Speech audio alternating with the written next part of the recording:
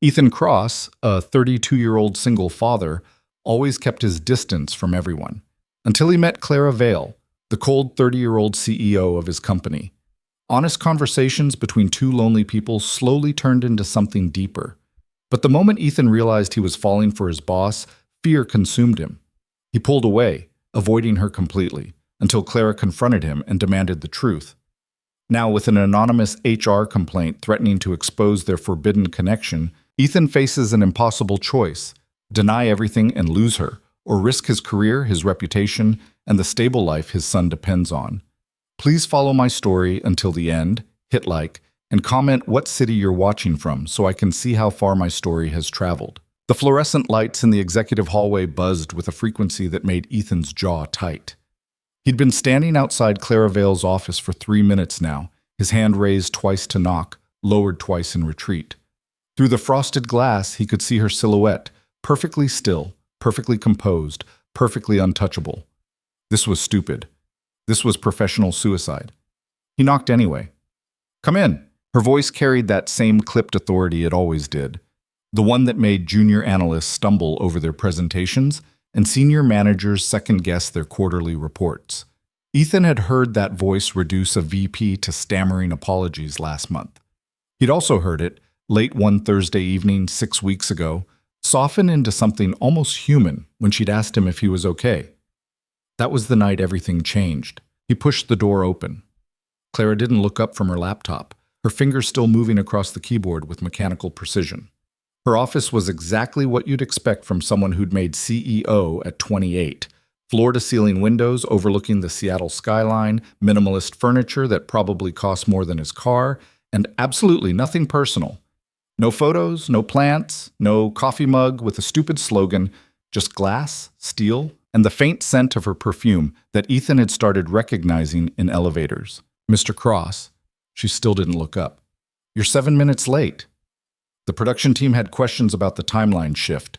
I didn't ask for an explanation. Now she looked up, and Ethan felt that familiar jolt in his chest that he'd been trying to ignore for weeks. Clara Vale had the kind of face that belonged on magazine covers. Sharp cheekbones, dark eyes that missed nothing, and a mouth that seemed genetically incapable of smiling. "I asked for the revised projections by 9. It's 9:07. Ethan crossed to her desk and set down the folder. "They're done." She opened it without acknowledging him further, her eyes scanning the numbers with the intensity of someone reading a crime scene report. Ethan knew he should leave. This was how their interactions went. He delivered reports. She accepted them with minimal comment. He left. Clean, professional, safe. He didn't leave. "Is there something else?" Clara asked, still not looking at him. "No." "Then why are you still standing there?" "Because 6 weeks ago, you asked me if I was okay. Because for the first time in 3 years, someone actually seemed to see me instead of just the guy who picks up his kid at 5:30 sharp.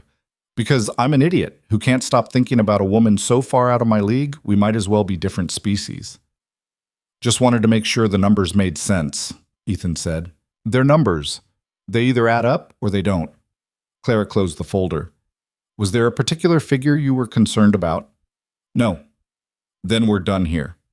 Ethan turned to go, got halfway to the door, and heard himself say, "You changed your perfume." The silence that followed felt like falling. When he looked back, Clara was staring at him with an expression he couldn't read. Not anger, not confusion, something else entirely. "Excuse me?" "Nothing, sorry, forget How did you know I changed my perfume?" "Because I notice everything about you, and it's driving me insane." "I didn't mean—" "Answer the question, Mr. Cross." The use of his last name should have been a warning, should have been a retreat signal. Instead, Ethan found himself walking back to her desk, his professional survival instinct apparently on permanent vacation. "You used to wear something with vanilla," he said quietly. "Now it's different, sharper." Clara's eyes narrowed. "And you pay attention to what I smell like?" "I pay attention to details. It's part of my job." "Your job is production management, not cataloging my personal choices." "You're right. I'm sorry. That was inappropriate." He turned to leave again, and this time made it all the way to the door before her voice stopped him. "Bergamot and white tea."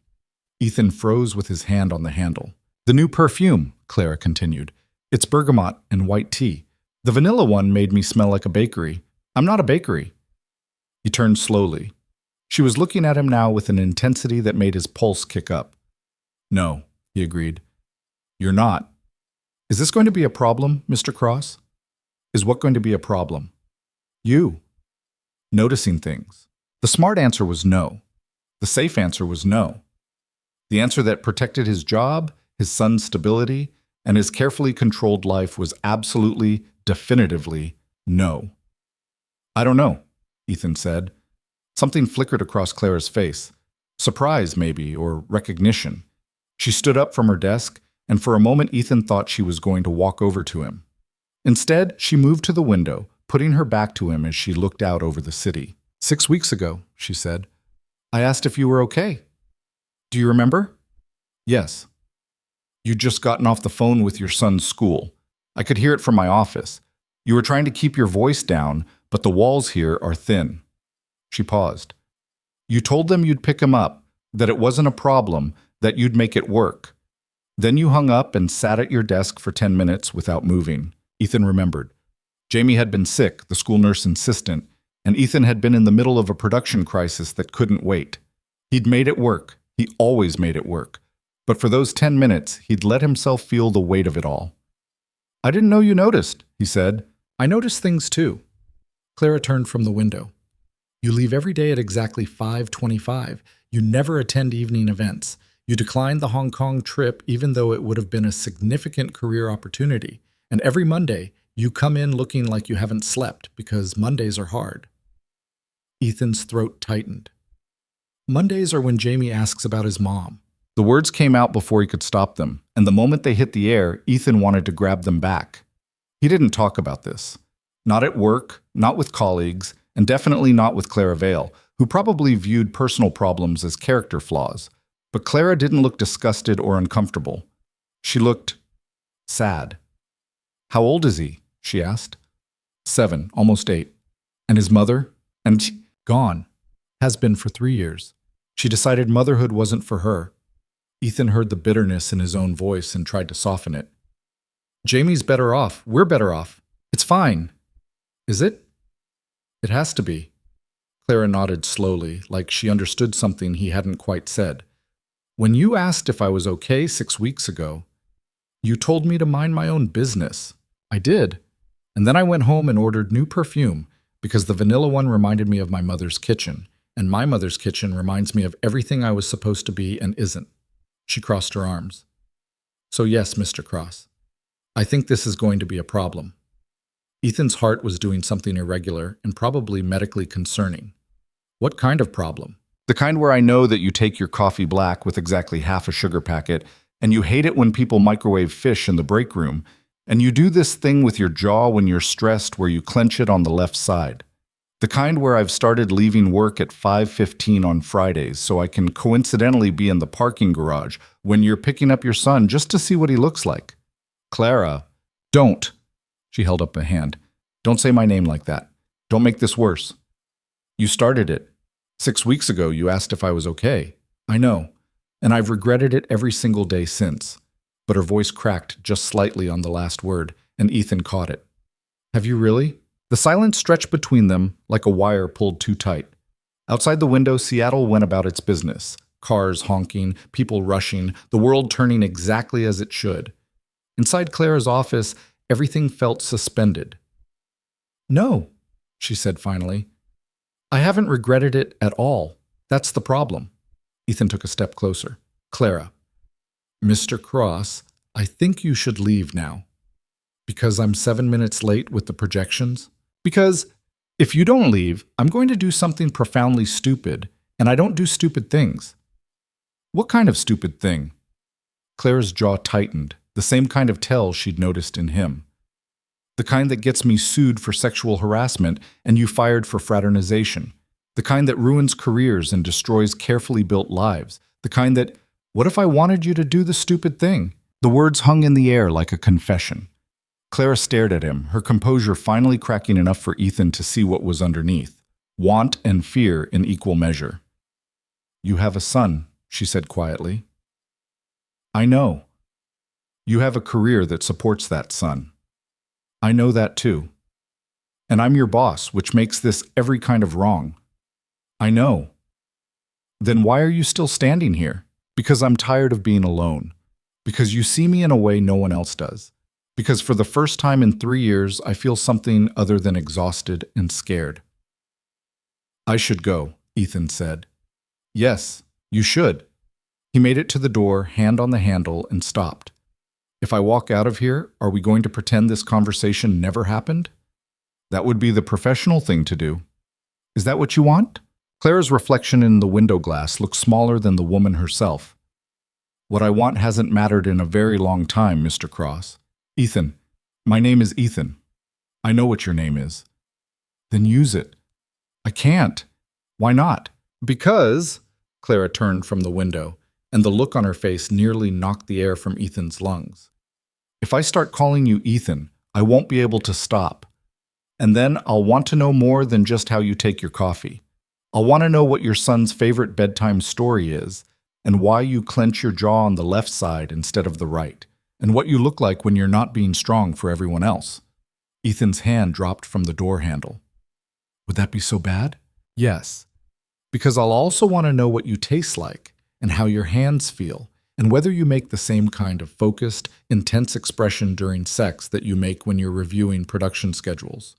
The air between them turned electric. Clara! Leave, please, while I still have enough sense to let you. So Ethan left. He walked out of her office, past the executive assistants who were too busy to notice his exit, down the elevator, through the lobby, and out to his car. He sat in the driver's seat for a full 5 minutes, his hand shaking on the steering wheel, before he could even turn the key. This was bad. This was career-ending, life-disrupting, spectacularly bad. He drove to Jamie's school anyway, because it was Tuesday, and Tuesdays meant early pickup for soccer practice. His son came running out with grass stains on his knees and a gap-toothed grin that made everything else fade to background noise. Dad, I scored 2 goals today. 2? That's my guy. Ethan ruffled Jamie's hair as they buckled in. You hungry? Starving. Can we get burgers? How about I make spaghetti instead? Jamie's face fell with the dramatic despair only a 7-year-old could muster. But Dad, you always make spaghetti. Because I'm good at spaghetti. You're good at exactly 3 things: spaghetti, grilled cheese, and ordering pizza. Hey, I also make excellent toast. Toast doesn't count as cooking. Ethan laughed, a real laugh that felt strange in his chest after the tension of the morning. Fine, burgers it is. But you're doing your homework first. Deal. They stopped at the drive-thru, got their usual order, and headed home to the small 2-bedroom apartment that Ethan had been telling himself was temporary for 3 years now. It was clean, functional, and deeply impersonal, except for Jamie's room, which was an explosion of superhero posters and Lego constructions. While Jamie demolished his burger and struggled through 3rd-grade math, Ethan tried not to think about Clara. He failed miserably. Dad? Earth to Dad. Ethan looked up to find his son waving a hand in front of his face. Sorry, bud, what's up? I asked if you could check my fractions 3 times already. Are you okay? There was that question again. Are you okay? Coming from his 7-year-old son, it hit different than when Clara had asked it. I'm fine, just thinking about work stuff.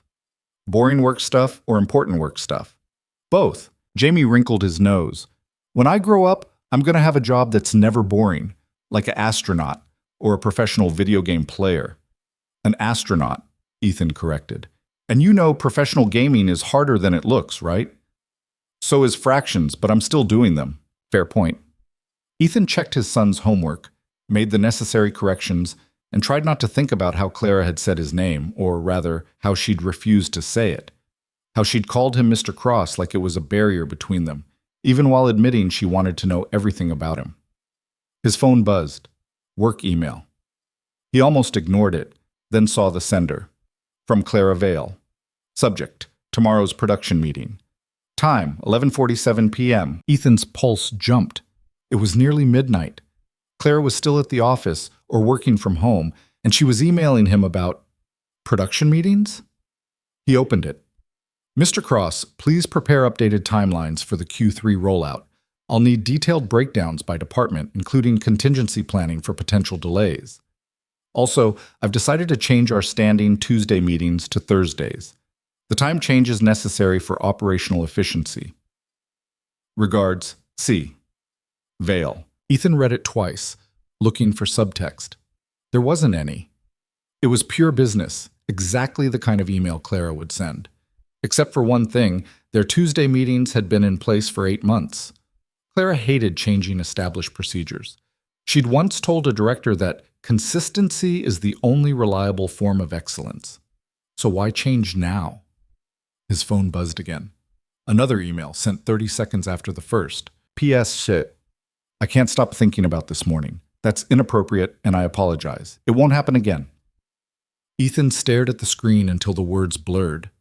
Then he did something profoundly stupid. He replied, Ms. Vale, Thursday meetings are fine. I'll have the Q3 breakdowns ready. And for what it's worth, I can't stop thinking about it either. He hit send before his brain could stop his fingers.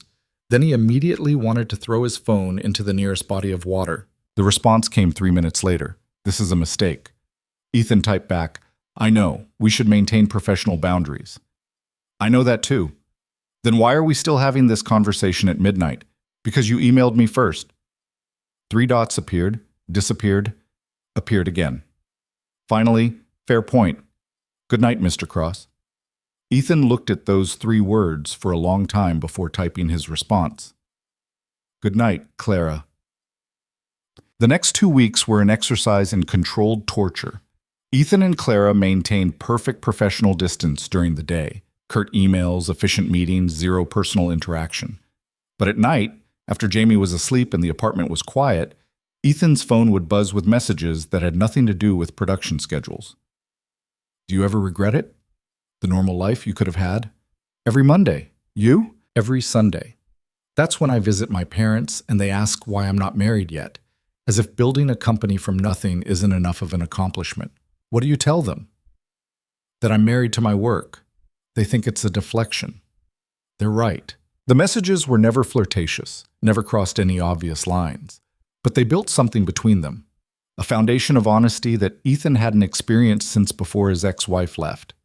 Clara talked about the pressure of being the youngest CEO in the company's history, about board members who second-guessed her every decision, about the loneliness of being in charge.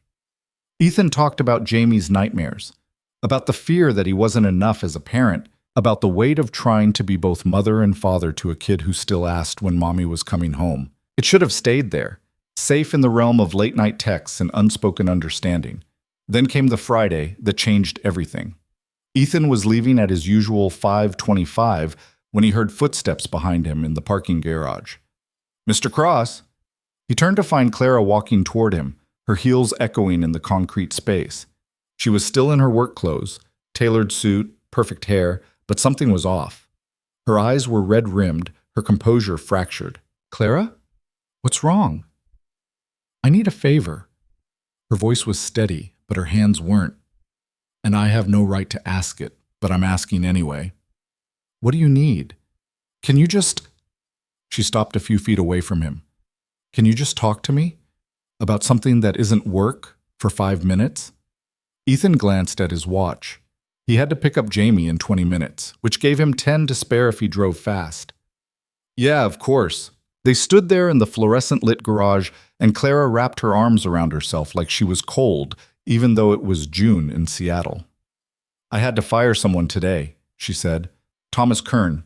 He's worked here for 15 years, has 3 kids and a mortgage. And I fired him because his department missed their targets for the 4th quarter in a row. Did he deserve it? Yes. By every metric, yes. He wasn't performing, he wasn't adapting, and he was bringing his whole team down with him. Clara's jaw tightened. But his wife called me after. She was crying, said Tom's been depressed, that he's been struggling, that they'll lose the house. That's not your fault, isn't it? I'm the one who signed off on the termination. You're also the one keeping this company profitable, so everyone else keeps their jobs. Sometimes you have to make the hard call. Clara looked at him with something like desperation. Do you ever wonder if the hard call is just the cruel one disguised as necessity? Every time I tell Jamie that no, we can't afford the school trip or the new bike or the whatever the hell else makes him feel like less than the other kids. Ethan stepped closer. But I make the call anyway, because someone has to, just like you did. I hate this part, Clara said quietly. The part where I'm responsible for people's lives, where every decision I make has consequences for families I'll never meet. Yeah, it's the worst part of being in charge. Ethan checked his watch again. I'm sorry. I have to go get your son. I know. Clara straightened up, pulling her composure back into place like armor. Thank you for listening. Anytime. He made it 3 steps toward his car before Clara called out, Ethan? He turned. She was still standing there, backlit by the harsh garage lights, looking smaller and more human than he'd ever seen her. You're a good father, she said, in case no one's told you that recently. The words hit him square in the chest. How would you know? Because you put him first, always, even when it costs you. She smiled, and it was the first real smile he'd ever seen from her. That's what good fathers do. Ethan drove to Jamie's school, picked up his son, made dinner, supervised homework, and went through the bedtime routine on autopilot. When Jamie finally fell asleep, Ethan sat on the couch and stared at his phone. He should delete her number, stop the late-night messages, go back to being her production manager and nothing more. Instead, he texted, You're good at your job too. Even the hard parts, especially the hard parts. The response came immediately. I don't feel good at anything right now. Join the club. I think they give out jackets. What color? Existential gray. Perfect. I'll take 2. Ethan smiled at his phone like an idiot, then typed, For what it's worth, I think you're braver than you give yourself credit for. Firing people doesn't take bravery, it takes ruthlessness. You called me by my first name in the parking garage. That took bravery. 3 dots appeared and disappeared for a full minute before Clara's response came through. You noticed. I notice everything about you. I thought we'd established that. Ethan. Yeah? I need you to stop being kind to me. It makes this harder. Makes what harder? Keeping my distance. Staying professional. Not wanting things I shouldn't want. Ethan stared at those words for a long time. Then he typed, What if I don't want you to keep your distance? The response took 5 minutes. Then we're both in trouble. I can live with trouble. Can you live with losing your job? Because that's what happens if anyone finds out we're having these conversations. These are just conversations. Are they? Because I don't have midnight text exchanges with anyone else on my staff. I don't notice what anyone else smells like. And I definitely don't stand in parking garages wishing I could. The message stopped. 3 dots appeared, disappeared, appeared again. Wishing you could what? Ethan typed. Nothing. Forget it. Good night. Clara, wait. Wishing you could what? The response came through like a bomb. Wishing I could touch you. Just once. Just to know if you feel the way I imagine you feel. That's what I was going to say. And now I've said it, and there's no taking it back. So congratulations. You've successfully made me unprofessional. Ethan's hands were shaking. You want to touch me. I want a lot of things I can't have. This is just one more for the list. What if you could have it? I can't. We both know I can't. But if you could? Another long pause. Then I wouldn't be sitting alone in my apartment at midnight wishing you were here. Ethan typed and deleted 3 different responses before settling on, I'm alone in my apartment too, wishing the same thing. This is insane. Probably. We should stop. Probably. So why aren't we stopping? Because, Ethan typed slowly, for the first time in 3 years, I don't feel alone. And I think maybe you don't either. Clara's response took 10 minutes. When it came, it was just 4 words. Tomorrow. My office. 8 p.m. Ethan stared at the message, his heart hammering against his ribs. This was it. The line he'd been approaching for weeks, the one he absolutely should not cross. I'll be there, he typed. Then he set down his phone and tried not to think about all the ways this could destroy everything he'd built. He failed at that too. Saturday morning came with Jamie bouncing on Ethan's bed at 7:30, demanding pancakes and cartoons. Ethan made both happen, grateful for the distraction of parenthood. He took Jamie to the park, pushed him on the swings, and tried very hard not to check his phone every 5 minutes. Clara didn't text. Neither did he. The silence felt heavy with implication. That evening, after Jamie was in bed and the babysitter, Mrs. Chen from 3B, who always smelled like jasmine and asked too many questions, was settled on the couch with her knitting, Ethan stood in front of his bathroom mirror and wondered what the hell he was doing. He was 32 years old, a single father, a mid-level manager at a tech company, not a romantic lead in someone's fantasy.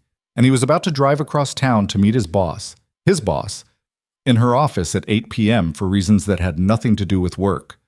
This was career suicide. This was irresponsible. This was... His phone buzzed. If you've changed your mind, I understand. No hard feelings. We'll pretend this never happened. Ethan typed back before he could overthink it. I haven't changed my mind. See you at 8. The drive to the office took 20 minutes. The elevator ride to the 14th floor took 30 seconds. The walk down the executive hallway took an eternity. Clara's office door was closed, but not locked.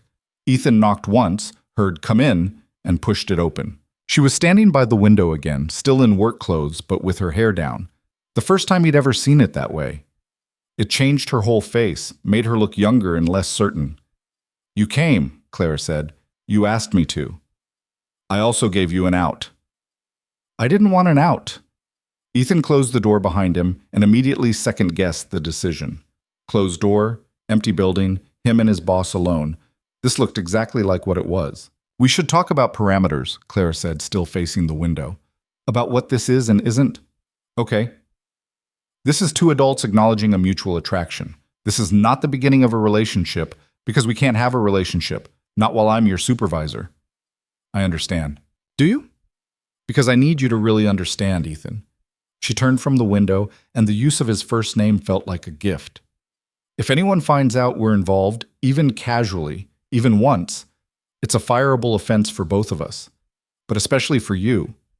I'm a C-suite executive with lawyers and severance packages.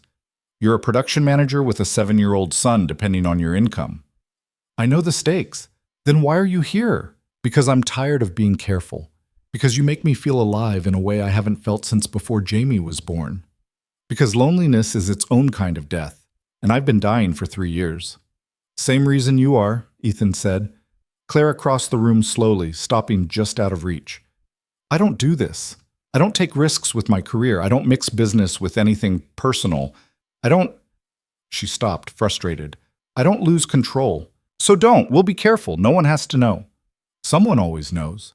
That's how these things work. Someone sees something or suspects something, and suddenly your entire life is being examined by HR and the board. Then maybe we shouldn't do this, Ethan said, even though the words felt like swallowing glass. Clara looked at him for a long moment, her composure cracking around the edges. I've been trying to convince myself of that for 2 weeks. It's not working. Why not?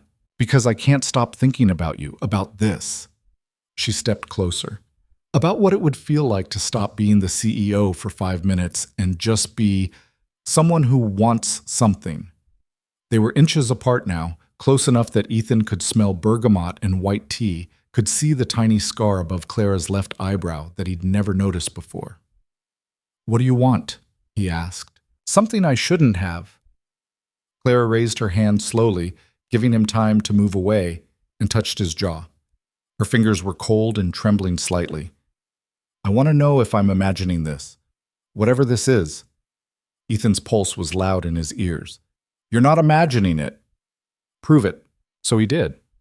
He closed the distance between them and kissed her like it was the only honest thing he'd done in years. Clara made a sound, surprise or relief or both, and kissed him back with an intensity that suggested she'd been holding herself in check for far longer than 2 weeks. It was everything and nothing like Ethan had imagined. Clara tasted like coffee and mint, and she kissed like someone who'd forgotten how and was remembering all at once. Her hands moved to his shoulders, his hair, pulling him closer with something that felt like desperation. When they finally broke apart, both breathing hard, Clara pressed her forehead against his chest. We can't do this again, she said. I know. This was a mistake. Probably. I'm serious, Ethan. This can't happen again. He tilted her chin up so she had to look at him. Do you regret it? Clara's eyes were dark and conflicted. No, that's the problem. I don't regret it at all. They stood there in her office, the Seattle skyline glittering through the windows, and Ethan felt the full weight of what they'd just done. This wasn't a late-night text that could be deleted. This was real, physical, undeniable. I should go, he said. Mrs. Chen charges extra after 10. Right. Of course. Clara stepped back, rebuilding her composure like brick and mortar. This didn't happen. Didn't it? Professionally speaking, no. This conversation never took place. We never... She stopped, unable to finish the sentence. Okay. I'm serious. I know you are. Ethan moved toward the door, then stopped. For what it's worth, I don't think this was a mistake. I think it was the first honest thing either of us has done in a long time. He left before Clara could respond, before he could do something even more stupid like kiss her again. The drive home passed in a blur, and Mrs. Chen accepted her payment with a knowing look that Ethan chose to ignore. After she left, he checked on Jamie, still sleeping, still innocent of how complicated his father's life had just become, and sat on the couch with his phone. No messages from Clara. He shouldn't have expected any. He was about to put the phone down when it buzzed. You're right, it was honest, but honest doesn't mean smart, and it definitely doesn't mean sustainable. We can't do this again, Ethan. I mean it. I know, he typed back. I'm sorry. Don't apologize. Just, let's forget this happened. Please. If that's what you want, it's what we need. Good night? Ethan stared at that final message, then turned off his phone and went to bed. He didn't sleep. Instead, he lay in the dark and tried to figure out how he was supposed to forget something that had felt more real than anything in his life since Jamie was born. He was still trying to figure it out when Monday morning came. The next 3 weeks were hell disguised as professional courtesy.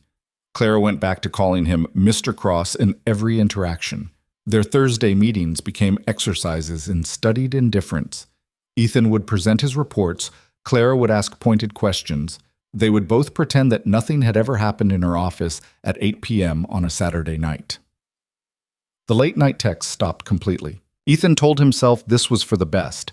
He threw himself into work, picked up extra projects, stayed late enough that he had to pay Mrs. Chen overtime rates, anything to avoid the quiet moments where he might think about how Clara's hands had felt in his hair or the sound she'd made when he'd kissed her. Jamie noticed the change. Dad, you're being weird, his son announced over breakfast on a Tuesday. I'm not being weird. You made toast 3 times because you kept forgetting to take it out of the toaster. That's weird. I'm just tired, bud. Are you sad about something? Ethan looked at his 7-year-old son and felt the familiar crush of trying to protect him from adult problems. No, I'm fine. Is it work stuff or life stuff? When did you get so smart? Jamie grinned. I'm in 3rd grade. We're basically geniuses. Right. How could I forget? Ethan ruffled his son's hair. It's work stuff. Nothing for you to worry about. But Jamie was still watching him with those 2 perceptive eyes. You know what Mom used to say when she was sad about work? Ethan's chest tightened. Jamie rarely mentioned his mother anymore. What did she say? That sometimes grown-ups have to do things that feel bad but are right. And that's really hard. Jamie took a bite of his cereal. Is that what you're doing? The hard right thing? Yeah, bud, something like that. Okay. Well, I think you're good at hard things. You're basically the best at hard things. Ethan had to look away before his son saw his eyes water. Thanks, Jamie. No problem. Can I have fruit snacks in my lunch? Absolutely not. Worth a try. That afternoon, Ethan was in his office reviewing production schedules when his phone buzzed with an email from HR. Subject: Required meeting. Thursday, 2 p.m. His stomach dropped. HR meetings were never good news. They were, we're restructuring your department news, or we need to discuss your performance news, or, in worst-case scenarios, we've received a complaint news. Ethan clicked it open. Mr. Cross, please attend a mandatory meeting with HR on Thursday at 2 p.m. This is regarding a workplace concern that has been brought to our attention. Regards.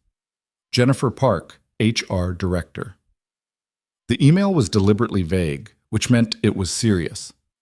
Ethan read it 3 times, looking for clues, finding none. A workplace concern could mean anything, or it could mean exactly what he feared. Someone knew. He was still staring at his screen when his office phone rang. Internal line, Clara's extension. Mr. Cross, I need to see you in my office immediately. Her voice was pure ice. No emotion, no indication of anything except professional necessity. Ethan's pulse kicked into overdrive.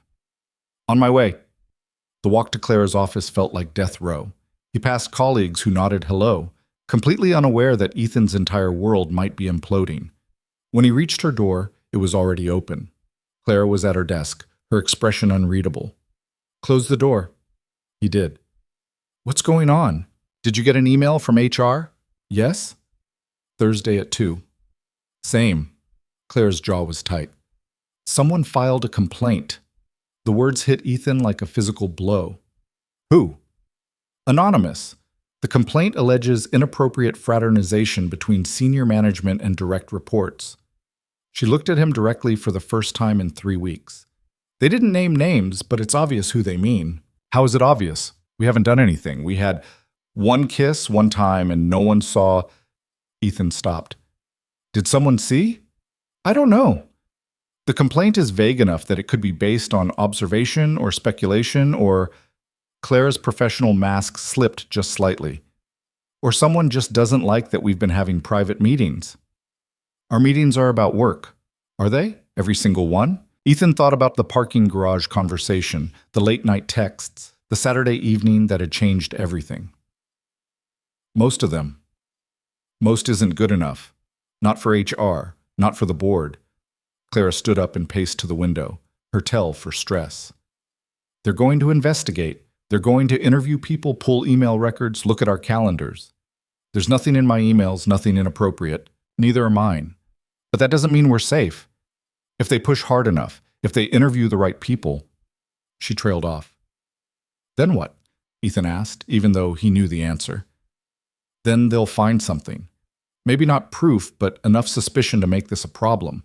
And in those cases, companies don't take chances. They eliminate the risk. By firing us. By firing you, Clara corrected. I'm C-suite.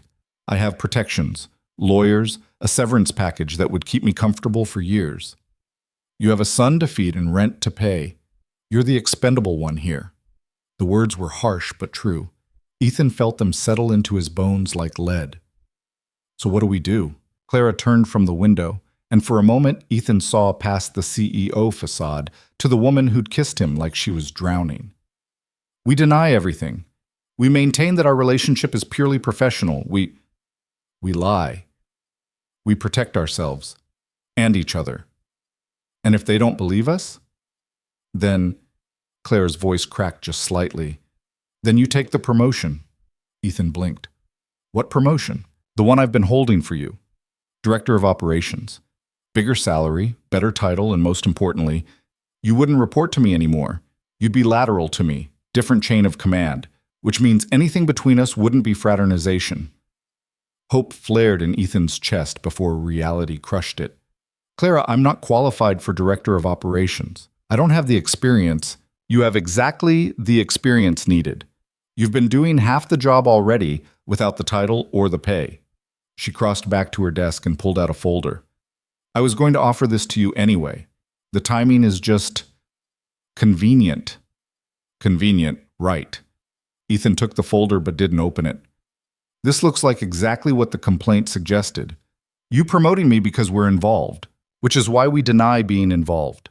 The promotion is based on merit. I have the documentation to prove it. You've exceeded every target, streamlined 3 major processes, and saved the company over $2 million in the last fiscal year. The board will approve this. And if they don't? Clara's expression hardened. Then we both know where this ends. Ethan looked down at the folder in his hands. Director of Operations, a title he'd never even considered himself ready for. Inside was probably a salary that would mean Jamie could have a bigger room, better school supplies, the security Ethan had been fighting to provide for 3 years. All he had to do was lie convincingly to HR, accept a promotion he might not deserve, and somehow maintain the professional distance from Clara that was already killing him. When do I have to decide? He asked. You don't. I'm announcing the promotion tomorrow. By Thursday's meeting, it'll be public record. Clara's voice gentled slightly. I'm sorry, Ethan. I know this isn't how you wanted this to happen. How I wanted... Ethan stopped himself. How he'd wanted this to happen involved Clara not being his boss, maybe meeting at a coffee shop like normal people, dating without the sword of unemployment hanging over both their heads. Yeah, not exactly the plan. There was never going to be a plan. We both knew that. Did we? Because I'm starting to think we were just lying to ourselves. Clara flinched. Maybe. But it's too late now. Someone knows, or suspects, or just doesn't like the way I look at you in meetings. Either way, the damage is done. Ethan wanted to ask how she looked at him in meetings. Wanted to know if it was the same way he looked at her, like she was the only person in the room who mattered. But they were past that now, into damage control and career preservation. I'll take the promotion, he said, and I'll back up whatever story you need me to tell. Thank you. Don't thank me. This isn't a favor, this is survival. Something passed across Clara's face, hurt, maybe, or recognition of how badly this had all gone wrong. I never wanted to put you in this position. I know, I put myself here. Ethan moved toward the door, then stopped. For what it's worth, that night in your office wasn't a mistake. It was the best mistake I've ever made. He left before Clara could respond, before the cracks in his own composure could show. Thursday's HR meeting was exactly as bad as expected. Jennifer Park was professional and relentless, asking about his relationship with Ms. Vale, about their meeting patterns, about whether anything inappropriate had occurred. Ethan stuck to the script, purely professional, focused on work, absolutely nothing inappropriate. The lie tasted like ash, but he told it anyway. Clara's meeting must have gone similarly, because by Friday, the investigation was deemed inconclusive due to lack of evidence.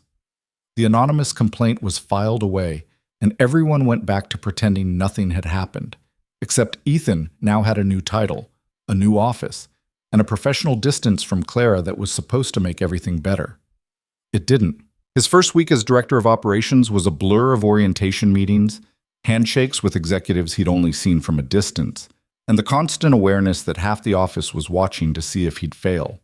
The other half was whispering about why Clara Vale had promoted her production manager so quickly. Ethan heard the rumors. Favoritism. Incompetence. Sleeping his way to the top. He worked twice as hard to prove them wrong, staying late every night, taking on projects no one else wanted, and slowly, very slowly, earning the grudging respect of his new peers. Clara kept her distance. They passed in hallways like strangers, communicated only through email, and never ever made eye contact in meetings. It was professional. It was appropriate. It was absolutely destroying both of them. Jamie noticed his father's new stress levels.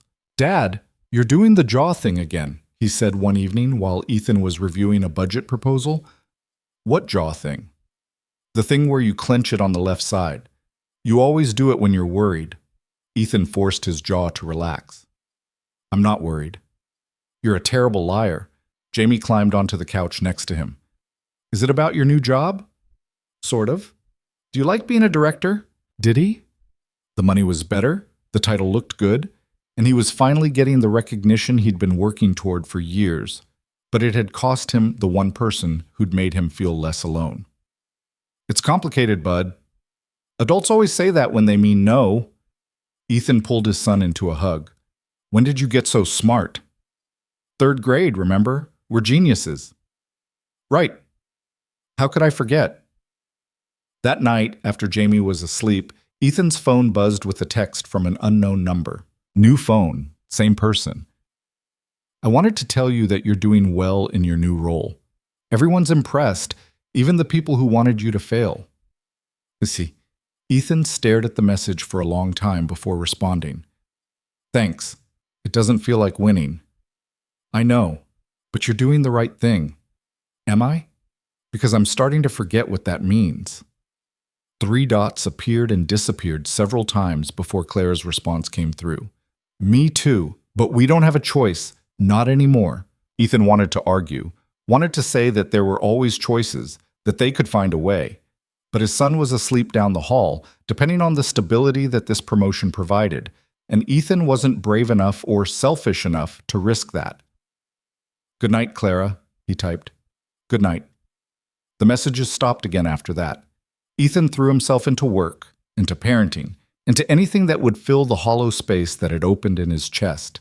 3 weeks later, at the monthly executive meeting, the CFO announced a major project that would require cross-departmental coordination. Clara volunteered Ethan's team to take the lead.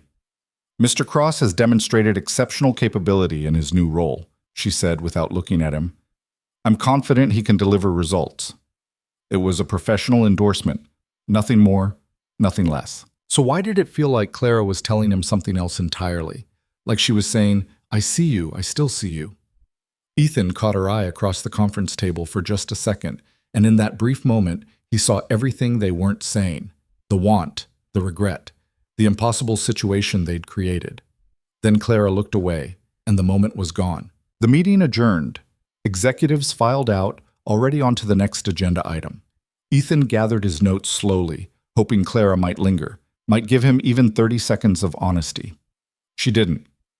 She left with the CFO deep in conversation about quarterly projections. Ethan drove home, picked up Jamie from after-school care, made dinner, supervised homework. Normal life, exactly as it should be. His phone stayed silent. He told himself this was better, safer, the right choice for everyone involved. He didn't believe it for a second. 2 months into his new role, Ethan had almost convinced himself that the hollow feeling in his chest was just part of being an adult. That missing Clara was no different than missing sleep, or missing the version of himself that used to have time for hobbies, something you acknowledged and moved past. Then the quarterly review cycle started, and everything fell apart. Directors were required to present their departmental performance to the full executive board. A 3-hour gauntlet where every decision got dissected, every metric questioned, and every weakness exposed. Ethan had been preparing for weeks, running numbers until his eyes blurred, rehearsing his talking points in the car while Jamie complained about listening to boring work stuff. The presentation was scheduled for a Tuesday. On Monday afternoon, Ethan's phone rang with an internal extension he didn't recognize. "Cross?" "Mr. Cross, this is David Chen from the board. We need to discuss your quarterly review before tomorrow's presentation." Ethan's stomach dropped. Board members didn't call directors directly unless something was very wrong. "Of course. What's the concern?" "Several concerns, actually. Can you come to conference room C in 10 minutes? I'll be there in 5. Ethan grabbed his laptop and presentation files, his mind racing through everything that could have gone wrong. His numbers were solid. Operations costs down 8%, efficiency up 12%, not a single missed deadline in 2 months. He'd been meticulous specifically to avoid this kind of scrutiny.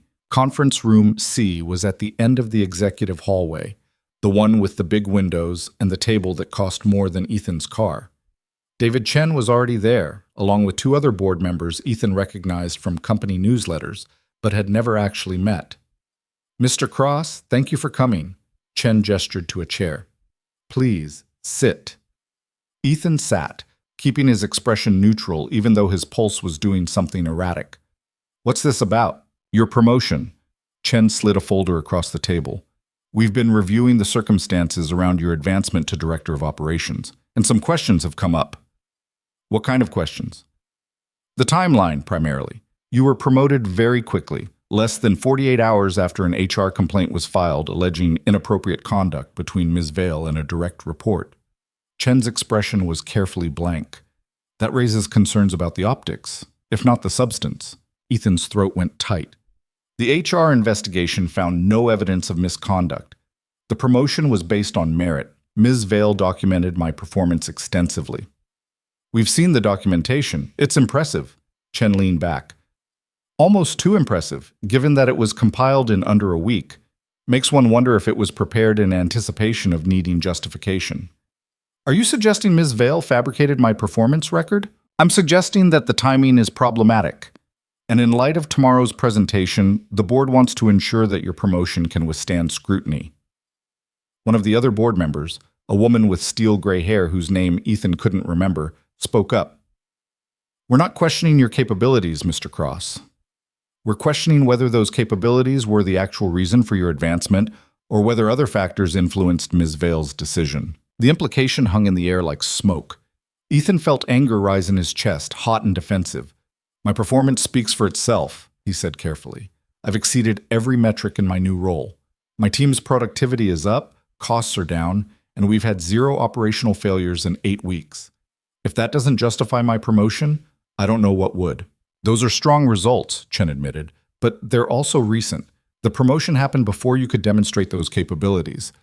Which brings us back to the question of timing. What exactly are you asking me? Chen exchanged glances with the other board members. We need to know if there's any truth to the allegations in the HR complaint. Not for disciplinary purposes. That investigation is closed, but for transparency. If there's a relationship between you and Ms. Vale that influenced your promotion, the board needs to know. Ethan's mind raced. This was it. The moment where he could tell the truth and probably lose everything, or maintain the lie and hope it held. He thought about Jamie, about rent and school supplies, and the stability his son deserved. He thought about Clara, about the way she'd looked at him in the parking garage when she'd called him a good father. He thought about the kiss that had tasted like coffee and mint, and the first honest thing he'd done in years. There's no relationship, Ethan said. Miss Vale is a colleague, nothing more. The lie tasted worse every time he told it. Chen studied him for a long moment. You're certain? Completely. Then you should have no problem maintaining that position during tomorrow's presentation, because the board will be asking pointed questions, Mr. Cross, and we'll be watching very carefully how you and Miss Vale interact. Ethan kept his expression steady. Understood. Good. We'll see you at 9 tomorrow. Chen stood, signaling the meeting was over. And Mr. Cross, for what it's worth, I hope you're telling the truth, because if you're not, it won't just be your career on the line. It'll be Ms. Vale's as well. Ethan left the conference room feeling like he'd been gutted. He made it back to his office, closed the door, and stood there trying to remember how to breathe normally. His phone buzzed, text from Clara's new number. I heard Chen called you in. Are you okay? How did you know about that? Board members don't keep secrets well. What did they ask you? If we're sleeping together, if you promoted me because of it? 3 dots appeared and disappeared several times. What did you tell them? What do you think I told them? Ethan, I told them the truth, that you are a colleague, nothing more. The response took a full minute. Thank you. I'm sorry you had to do that. Are you? Because I'm starting to think we should have just been honest from the beginning and told them what? That we kissed once and then avoided each other for 2 months? That wouldn't have helped anything. At least it would have been the truth. The truth would have gotten you fired. Your son needs you employed more than he needs you honest about a relationship that isn't even happening. Ethan stared at that message, anger building in his chest. A relationship that isn't even happening. Right. That's exactly what this is. What else would you call it? I don't know, Clara. But whatever it is, it's killing me. And I think it's killing you, too. The dots appeared and disappeared so many times that Ethan thought she might not respond at all. Finally, tomorrow's presentation is going to be brutal. They're going to try to break you, to see if you crack under pressure and admit something that gives them ammunition. I won't crack. I know. But I need you to understand something. If they come after you, I can't defend you, not without making this worse, so you'll be on your own up there. I've been on my own this whole time. That's not fair, isn't it? You're the one who said this couldn't happen, who pushed me into this promotion to create distance, who keeps texting me at night and then pretending I don't exist during the day. I'm trying to protect us both. By making us both miserable? Great strategy. Clara didn't respond after that. Ethan threw his phone on his desk and tried to focus on his presentation prep, but the numbers kept blurring together. He stayed at the office until 8, went home to find Jamie already fed and bathed by Mrs. Chen, and spent the rest of the night rehearsing answers to questions he hoped wouldn't come. The next morning arrived with the inevitability of a root canal. Ethan put on his best suit, dropped Jamie at school with a hug that lasted too long, and drove to the office with his presentation loaded on a flash drive that felt like it weighed 10 pounds. The boardroom was already full when he arrived at 8:50. 12 board members seated around the massive table, plus Clara at the head, her expression completely neutral. She didn't look at Ethan as he set up his laptop. David Chen called his meeting to order at exactly 9. Mr. Cross, you have the floor. Please walk us through your departmental performance for Q2 and your projections for Q3. Ethan launched into his presentation, hitting every talking point he'd rehearsed. His voice stayed steady, his data was airtight, and for the first 20 minutes, everything went exactly as planned. Then Chen interrupted. These efficiency improvements, the 8% reduction in operational costs. Can you break down how you achieved that? Process optimization primarily. We identified redundancies in the supply chain, and who identified those redundancies? Ethan paused. My team conducted the analysis, but Was Ms. Vale involved in that analysis? The room went very quiet. Ethan could feel Clara's presence at the head of the table, could sense her tension even without looking at her. Ms. Vale reviews all major departmental initiatives, Ethan said carefully. But the supply chain optimization was my team's project. I see. And the timeline for implementation, that was approved by Ms. Vale? Yes. As CEO, she approves all significant operational changes. So she was quite involved in your success. It wasn't a question. Ethan felt the trap closing. Ms. Vale approves projects for every department. That's her job. But she promoted you specifically. One might wonder if she had particular investment in ensuring your success. One might also wonder, Clara's voice cut across the room like a knife, why we're questioning the validity of documented performance improvements instead of celebrating them. Chen turned to her. No one's questioning the improvements, Ms. Vale. We're questioning the process that led to Mr. Cross being in position to implement them. His qualifications led to that position. Qualifications I documented extensively before making the promotion. Documentation prepared very quickly after an HR complaint was filed. Documentation I'd been compiling for months because I make a habit of tracking high performers in case opportunities arise. Clara's voice didn't rise, but it sharpened. Are you suggesting I fabricated performance data? I'm suggesting the timing raises questions. Then ask better questions. Mr. Cross's results speak for themselves. Another board member, the gray-haired woman from yesterday, spoke up. Ms. Vale, your defensiveness isn't helping the situation. Neither is this fishing expedition disguised as a quarterly review. The tension in the room was thick enough to choke on. Ethan kept his expression neutral, but inside he was screaming at Clara to stop, to not make this worse by defending him. Chen leaned forward. Mr. Cross, let me ask you directly. Is there any personal relationship between you and Ms. Vale that might have influenced your promotion? Every eye in the room turned to Ethan. He could feel Clara's gaze on him, could sense her holding her breath. No, Ethan said. There isn't. You're certain? Completely. Because if we discover otherwise, if any evidence surfaces that contradicts your statement, it will be grounds for immediate termination, for both of you. I understand, and my answer stands. Ethan looked Chen directly in the eye. Ms. Vale promoted me based on merit. Our relationship is professional. End of story. Chen held his gaze for a long moment, then nodded. Very well. Continue with your presentation. Ethan made it through the next hour on autopilot, fielding questions that ranged from legitimate to deliberately hostile. When he finally finished, Chen dismissed him with a curt, "We'll be in touch regarding our decision." Ethan packed up his laptop and left without looking at Clara. He made it to his office, closed the door, and sat in his chair with his hands shaking. His phone buzzed almost immediately. That was a disaster. I'm sorry I made it worse. You defending me just confirmed their suspicions. I know, I couldn't help it. They were attacking you. They were testing me. And you failed the test by caring too much. So I should have just sat there and let them tear you apart? Yes, that's exactly what you should have done. 3 dots appeared and disappeared for several minutes before Clara's response came through. I can't do that. I can't watch them destroy you and stay silent. Then we're both screwed, because that's exactly what they're going to keep doing until one of us breaks. What do you want me to do, Ethan? I want you to stop texting me at night and pretending I don't exist during the day. I want you to either commit to keeping your distance or admit that this thing between us is real. He stopped typing, deleted the message, and wrote instead, nothing. There's nothing you can do.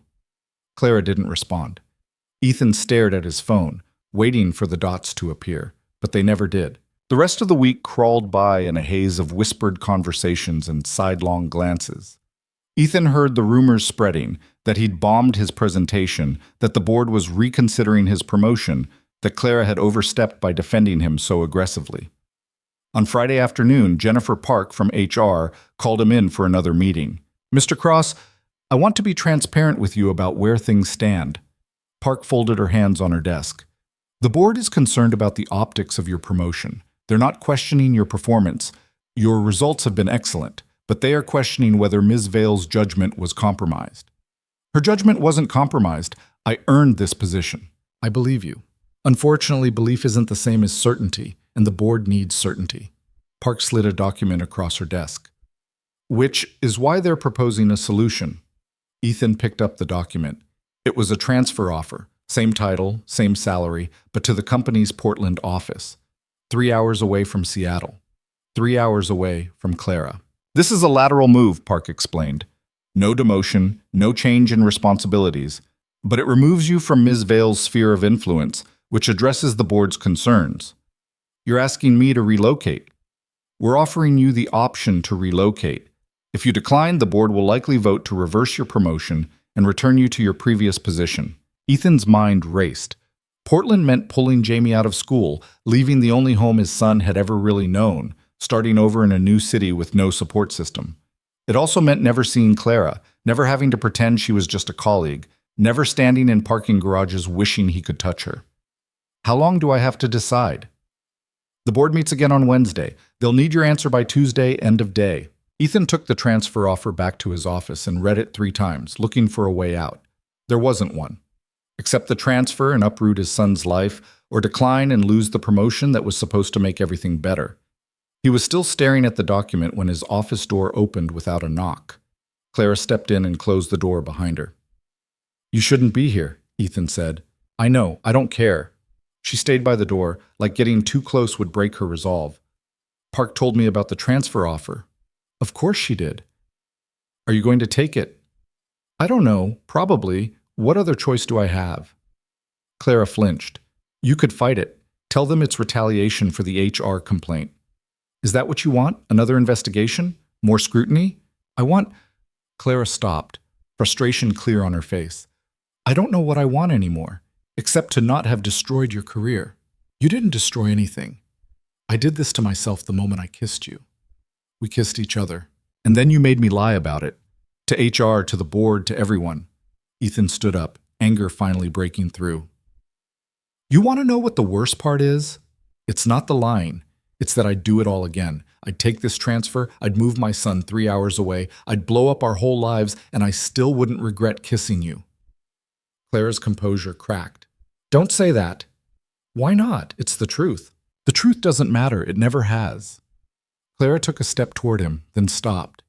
"If you take the transfer, at least you keep the title, keep the salary. Jamie gets stability. In a city where we don't know anyone.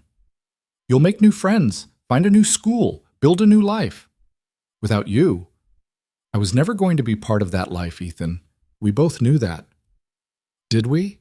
Because I'm starting to think I was the only one who thought this could be something real." Clara's eyes filled with something that might have been tears, but she blinked them away. "It was real. It is real. That's the problem." "Then fight for it. Tell the board the truth. Tell them we have feelings for each other, but we've maintained professional boundaries. Tell them, and then what? They fire us both? You lose your income, and I lose the company I built from nothing? How does that help anyone? At least we'd be honest." "Honesty is a luxury people like us can't afford." Clara's voice broke on the last word. "I have a board to answer to, shareholders to satisfy, a reputation that's already hanging by a thread because I'm a woman who dared to be CEO at 28. You have a son who needs health insurance and school supplies, and a father who doesn't get fired for sleeping with his boss. I didn't sleep with you. The perception is the same. And perception is all that matters in this world." Ethan wanted to argue, wanted to tell her that she was wrong, that the truth mattered, that what they felt for each other was worth fighting for. But he looked at Clara, really looked at her, and saw the exhaustion under her perfect composure, saw the weight of responsibility that never let her rest, saw the woman who'd asked him if he was okay 6 months ago because she recognized her own loneliness in him. "I'm taking the transfer," he said quietly. Clara nodded like she'd known what his answer would be before she asked. "When?" "They need to know by Tuesday. I assume I'd start in Portland by the end of the month." "That's fast." Apparently the board doesn't want me around long enough to cause more problems. You're not the problem. I am. Clara took another step closer, close enough that Ethan could smell bergamot and white tea. I'm the one who asked if you were okay. I'm the one who changed my perfume. I'm the one who called you by your first name in the parking garage. I started this. And I'm the one who kissed you. So we both started it, and now we both have to live with the consequences. They stood there in Ethan's office, the Seattle skyline visible through the window behind them, and for a moment neither of them moved. Then Clara reached out and touched his hand, just her fingers against his, the smallest point of contact. I'm going to miss you, she said. You shouldn't. We're just colleagues, remember? Right. Colleagues. Clara pulled her hand back. I should go. People will talk if I'm in here too long. Let them talk. At this point, what difference does it make? It makes a difference to me. Clara moved to the door, then stopped with her hand on the handle.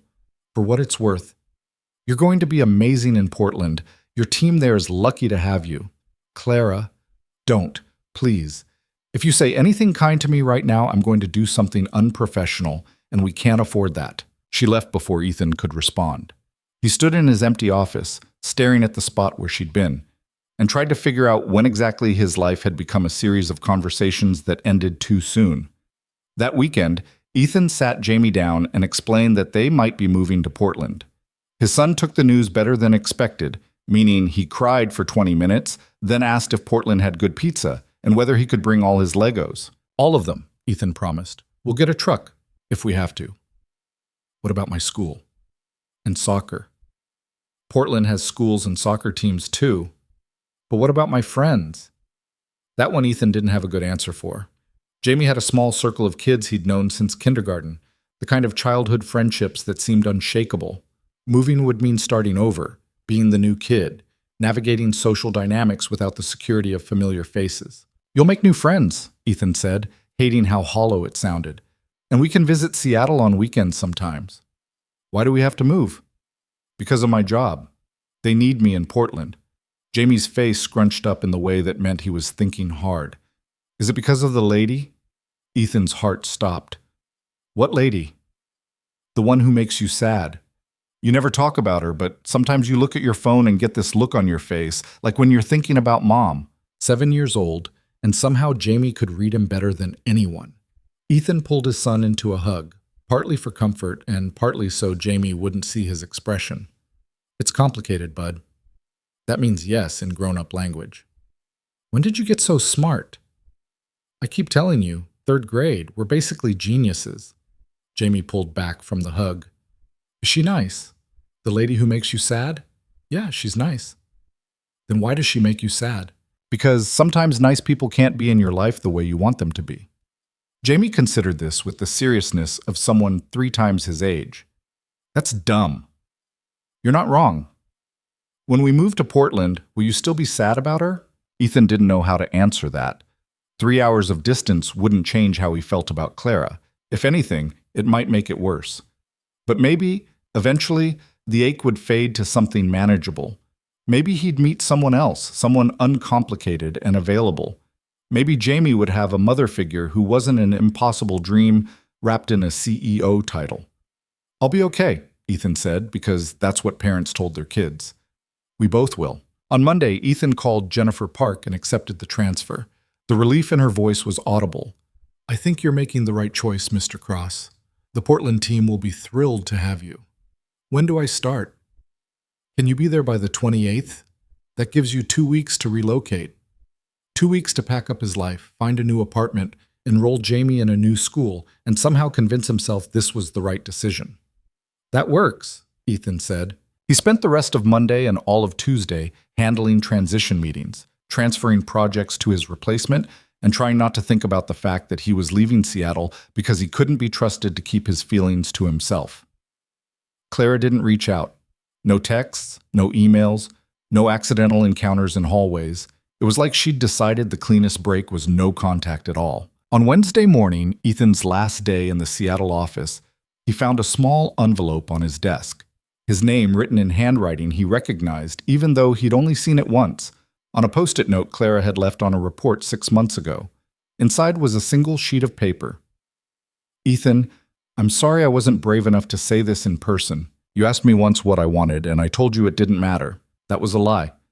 What I want is a life where I can call you by your first name without it being a scandal, where I can ask how your son is doing without people questioning my motives, where we can have coffee together without calculating the professional risk.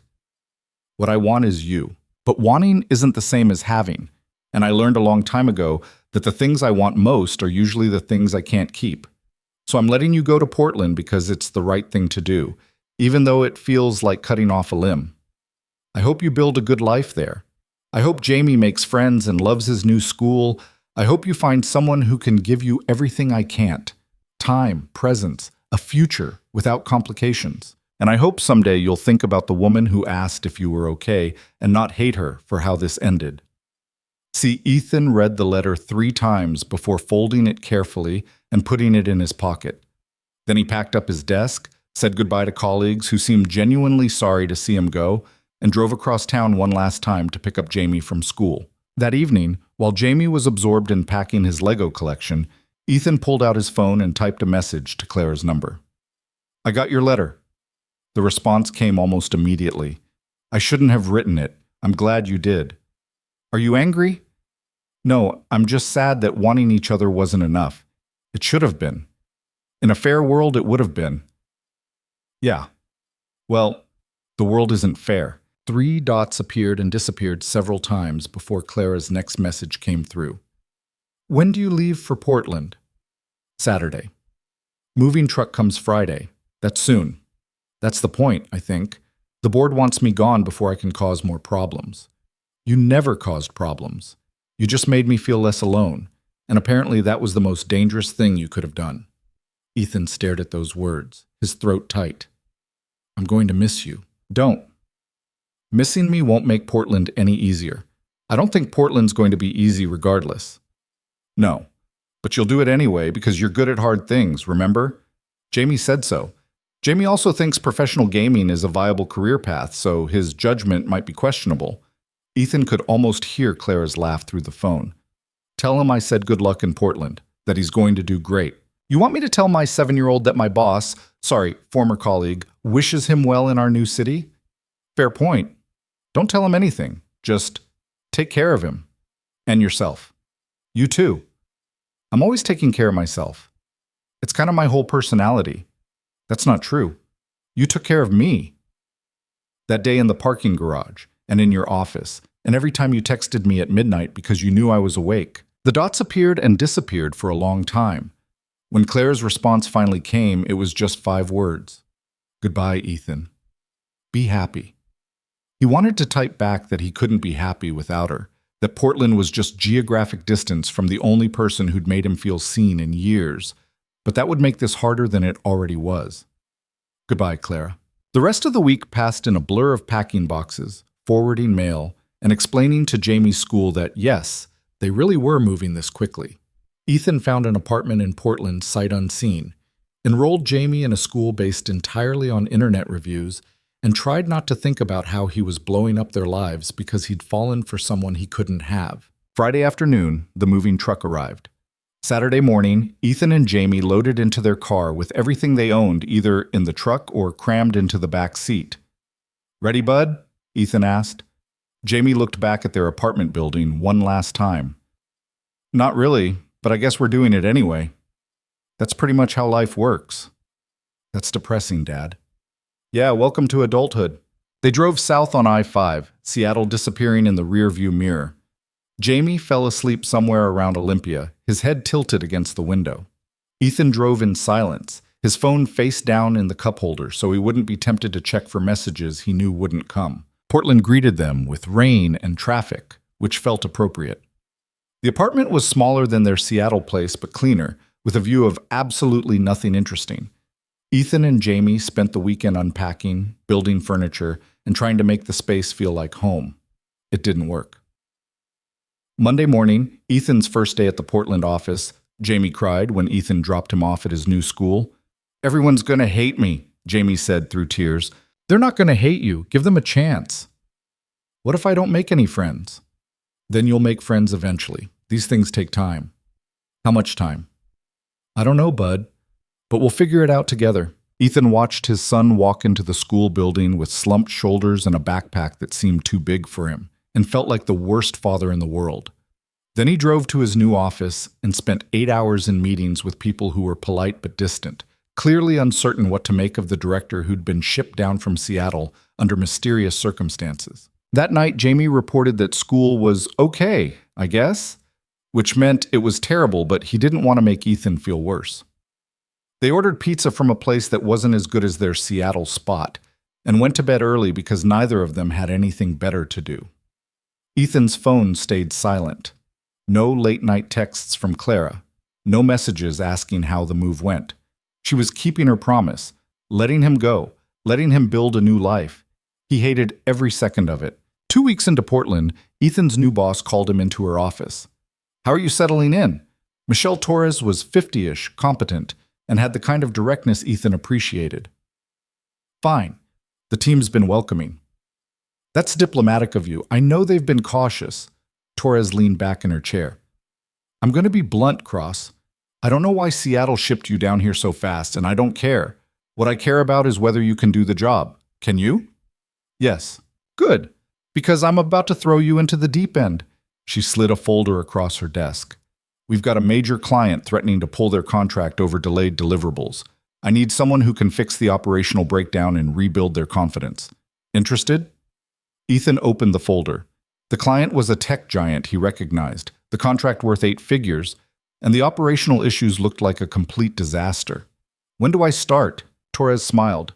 "Now. And Cross, don't make me regret giving you this opportunity." "I won't." He threw himself into the project with the intensity of someone trying to outrun his own thoughts. 18-hour days, weekend work sessions, constant communication with a client who seemed determined to find fault in everything. It was exhausting and all-consuming and exactly what Ethan needed. Jamie adjusted slowly to their new life. He made one friend, a kid named Marcus, who lived in their building and also liked Legos. It wasn't the tight-knit group he'd had in Seattle, but it was a start. Soccer tryouts went well enough that Jamie made a team, even if he spent most practices looking lost. "You doing okay, bud?" Ethan asked one evening after a particularly rough practice. No. I don't know." Jamie poked at his dinner. "Everything's different here, and I miss home." "This is home now." "It doesn't feel like home. Home had Mrs. Chen and my old school and—" Jamie stopped. "And what?" "Nothing." "Jamie." His son looked up with eyes that were too knowing for 7 years old. "And you weren't sad all the time. You're sad here, Dad. You try to hide it, but I can tell." Ethan felt like he'd been punched. "I'm not sad. I'm just adjusting, same as you." "You're lying. You do this thing where your voice gets too cheerful when you're lying." "I don't—" Ethan stopped.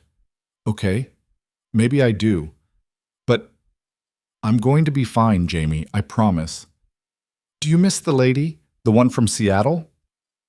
There was no point in lying. "Yeah, I do." "Why don't you call her?" "It's complicated." "You always say that."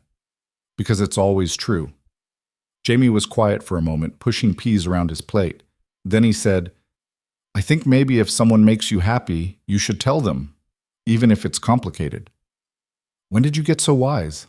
"I've been telling you, 3rd grade, we're geniuses." That night, after Jamie was asleep, Ethan pulled out his phone and stared at Clara's contact. His finger hovered over her name for a full minute before he set the phone down. Jamie was right. If someone made you happy, you should tell them. But Clara hadn't made him happy. She'd made him feel alive, which was different and more complicated. And alive didn't pay rent or keep his son in a stable home. His phone buzzed with an email. Work stuff, probably. Ethan almost ignored it, then saw the sender. From Clara Vale. Subject. No. Subject. He opened it with shaking hands. "Ethan, I know I said goodbye. I know I promised to let you build your new life without interference. But I need you to know something. The board met today. They wanted to discuss succession planning, who takes over if I step down or get forced out. Your name came up. Even in Portland, even after everything, you're still being considered for executive leadership. That should make you feel validated. Should prove that your promotion was about merit, not favoritism. But all I could think about was how I destroyed your chances in Seattle by caring too much, and now you're 3 hours away doing exceptional work that no one here will get to benefit from. I don't know why I'm telling you this. Maybe because I want you to know that leaving didn't make the feelings go away. Maybe because I'm tired of pretending I don't check the Portland office reports just to see your name. Maybe because it's midnight and I'm alone in my apartment again, and the only person I want to talk to is someone I have no right to contact. You don't have to respond to this. In fact, you probably shouldn't, but I needed to say it. I miss you. See, Ethan read the email 4 times, then typed a response before he could talk himself out of it. I miss you too, every single day, and I don't know what to do about that. The response came 15 minutes later, neither do I. But at least we're miserable together. That's romantic. I've never been good at romance, just spreadsheets and quarterly projections. And late-night emails, apparently, only to people I shouldn't be emailing. Ethan smiled at his phone for the first time in weeks. How bad would it be if we just kept emailing? As friends, colleagues catching up. Terrible idea. Completely inappropriate. The board would lose their minds if they knew. So is that a yes or a no? 3 dots appeared and disappeared several times. It's a yes. But we're both idiots. Agreed. Talk to you soon? Soon. The emails started small. Professional updates disguised as friendly check-ins. Clara would ask how the client recovery project was going. Ethan would mention Jamie's progress in soccer. They kept it safe, kept it distant, kept telling themselves this was just 2 colleagues maintaining a connection. That lasted about 3 weeks. Then one Friday night, after Ethan had spent 12 hours salvaging a presentation that his team had botched, Clara's email arrived at 11 p.m. with a subject line that just said, honesty. I'm sitting in my apartment drinking wine that costs too much and tastes like regret. The board is pressuring me to consider a merger that would triple our valuation, but gut half the workforce. I have a meeting Monday where I'm supposed to smile and pretend I think destroying people's livelihoods is strategic restructuring. I don't know why I'm telling you this. Maybe because you're the only person who ever asked if I was okay and actually waited for a real answer. Maybe because it's late and I'm tired of pretending I have all the answers. How do you do it? How do you make the hard choices and still sleep at night? Ethan read the email twice, then poured himself a beer he'd been saving and wrote back. I don't sleep at night. I lie awake wondering if I made the right call, if I'm screwing up my kid, if moving to Portland was running away or running toward something. Then I get up at 6 and do it all again because that's what being a grown-up apparently means. As for the merger, you'll do what you think is right. You always do. And you'll carry the weight of it because that's who you are. But maybe, just this once, you could let yourself admit that the weight is heavy. Clara's response came back within minutes. The weight is crushing. There. I admitted it. Now what? Now you finish your expensive wine and remember that you built this company from nothing. Whatever choice you make Monday, it'll be the right one because you made it. That's not how it works. Sure it is. You think I knew moving Jamie to Portland was the right call? I didn't. I still don't. But I made the choice and now I'm living with it. That's all any of us can do. You're better at this than me. At what? Being uncertain? I'm a professional at uncertainty, at being human. I keep forgetting how to do that. Ethan stared at those words for a long time before typing, "You're more human than you think. The fact that the merger is keeping you up at night proves that. Or it proves I'm weak. It proves you give a damn. That's not weakness." The conversation drifted from there. Clara talking about the pressure from board members who only saw dollar signs. Ethan talking about Jamie's struggles to fit in at his new school. They wrote back and forth until 2 in the morning, the kind of rambling honesty that only happens when it's late and you're talking to someone who actually understands. When Ethan finally closed his laptop, he felt lighter than he had in weeks, and more guilty, because somewhere in those hours of emails, they'd crossed back over the line they'd promised to stay behind. The pattern repeated itself. Work emails during the day, personal ones late at night. Clara would share the impossible decisions she faced. Ethan would talk about the client project that was slowly consuming his life, about Jamie's small victories and frequent setbacks. They didn't talk about what they were doing or why they kept doing it. They just talked. 6 weeks into Portland, Ethan got called into Michelle Torres's office again. The client's happy, Torres said without preamble. Not just satisfied, happy. They're talking about expanding the contract. That's good news. It's better than good. It's career-making. Torres leaned forward. I'm recommending you for VP of Operations, West Coast Division. It would mean overseeing Portland, San Francisco, and LA offices. Ethan felt his stomach drop. That's a significant jump. You've earned it. The client turnaround was impressive, and your team's productivity is up 20% since you took over. She paused. There's a catch, though. Isn't there always? The position requires board approval, which means you'll be presenting to the executive board in Seattle next month. They'll want to grill you about your qualifications, your vision, everything. Seattle, where Clara was, where the board had forced him to transfer because they suspected something they could never prove. When's the presentation? November 15th, 3 weeks from now. You'll fly up the night before, present at 9 a.m., and depending how it goes, they'll vote that afternoon. Ethan did the mental math. 3 weeks to prepare a presentation that would determine whether he got promoted or stayed frozen at his current level. 3 weeks of knowing he'd have to stand in front of the same board members who'd interrogated him about Clara and convince them he deserved this on merit. 3 weeks until he'd see Clara again. I'll be ready, he said. That night he emailed Clara with subject line, heads up. I'm presenting to the board in Seattle on November 15th. VP of Operations, West Coast. Torres is pushing for it, and apparently the client recovery project made me look competent. I thought you should know, since you'll probably be there. And since the board will definitely use it as another opportunity to ask if we're sleeping together. How do you want to handle this? Clara's response took 3 hours, which meant she was thinking carefully. Congratulations. The VP position is well-deserved. As for how to handle it, the same way we handled everything else. Professionally. I'll be there as CEO, you'll be there as a candidate, and we'll both pretend we haven't been emailing each other at midnight for the past 6 weeks. Can you do that? Ethan typed back. Can you? I've gotten very good at pretending, remember? That's not an answer. 3 dots appeared and disappeared multiple times before Clara's response came through. No. I don't know if I can sit in that boardroom and watch you present and keep my expression neutral. I don't know if I can hear them question your qualifications without defending you. I don't know if I can be in the same city as you and not want to see you, but I'll do it anyway because that's the job. So yes, I can handle it. Clara, don't. Please, just prepare your presentation and let me figure out how to survive having you in the same room again. Ethan wanted to push. Wanted to ask what would be so terrible about them seeing each other, even just for coffee. But he knew the answer. The board was looking for any excuse to question his promotion, and being seen with Clara would hand them that excuse on a silver platter. Okay, he typed. Professional distance. I can do that. Thank you.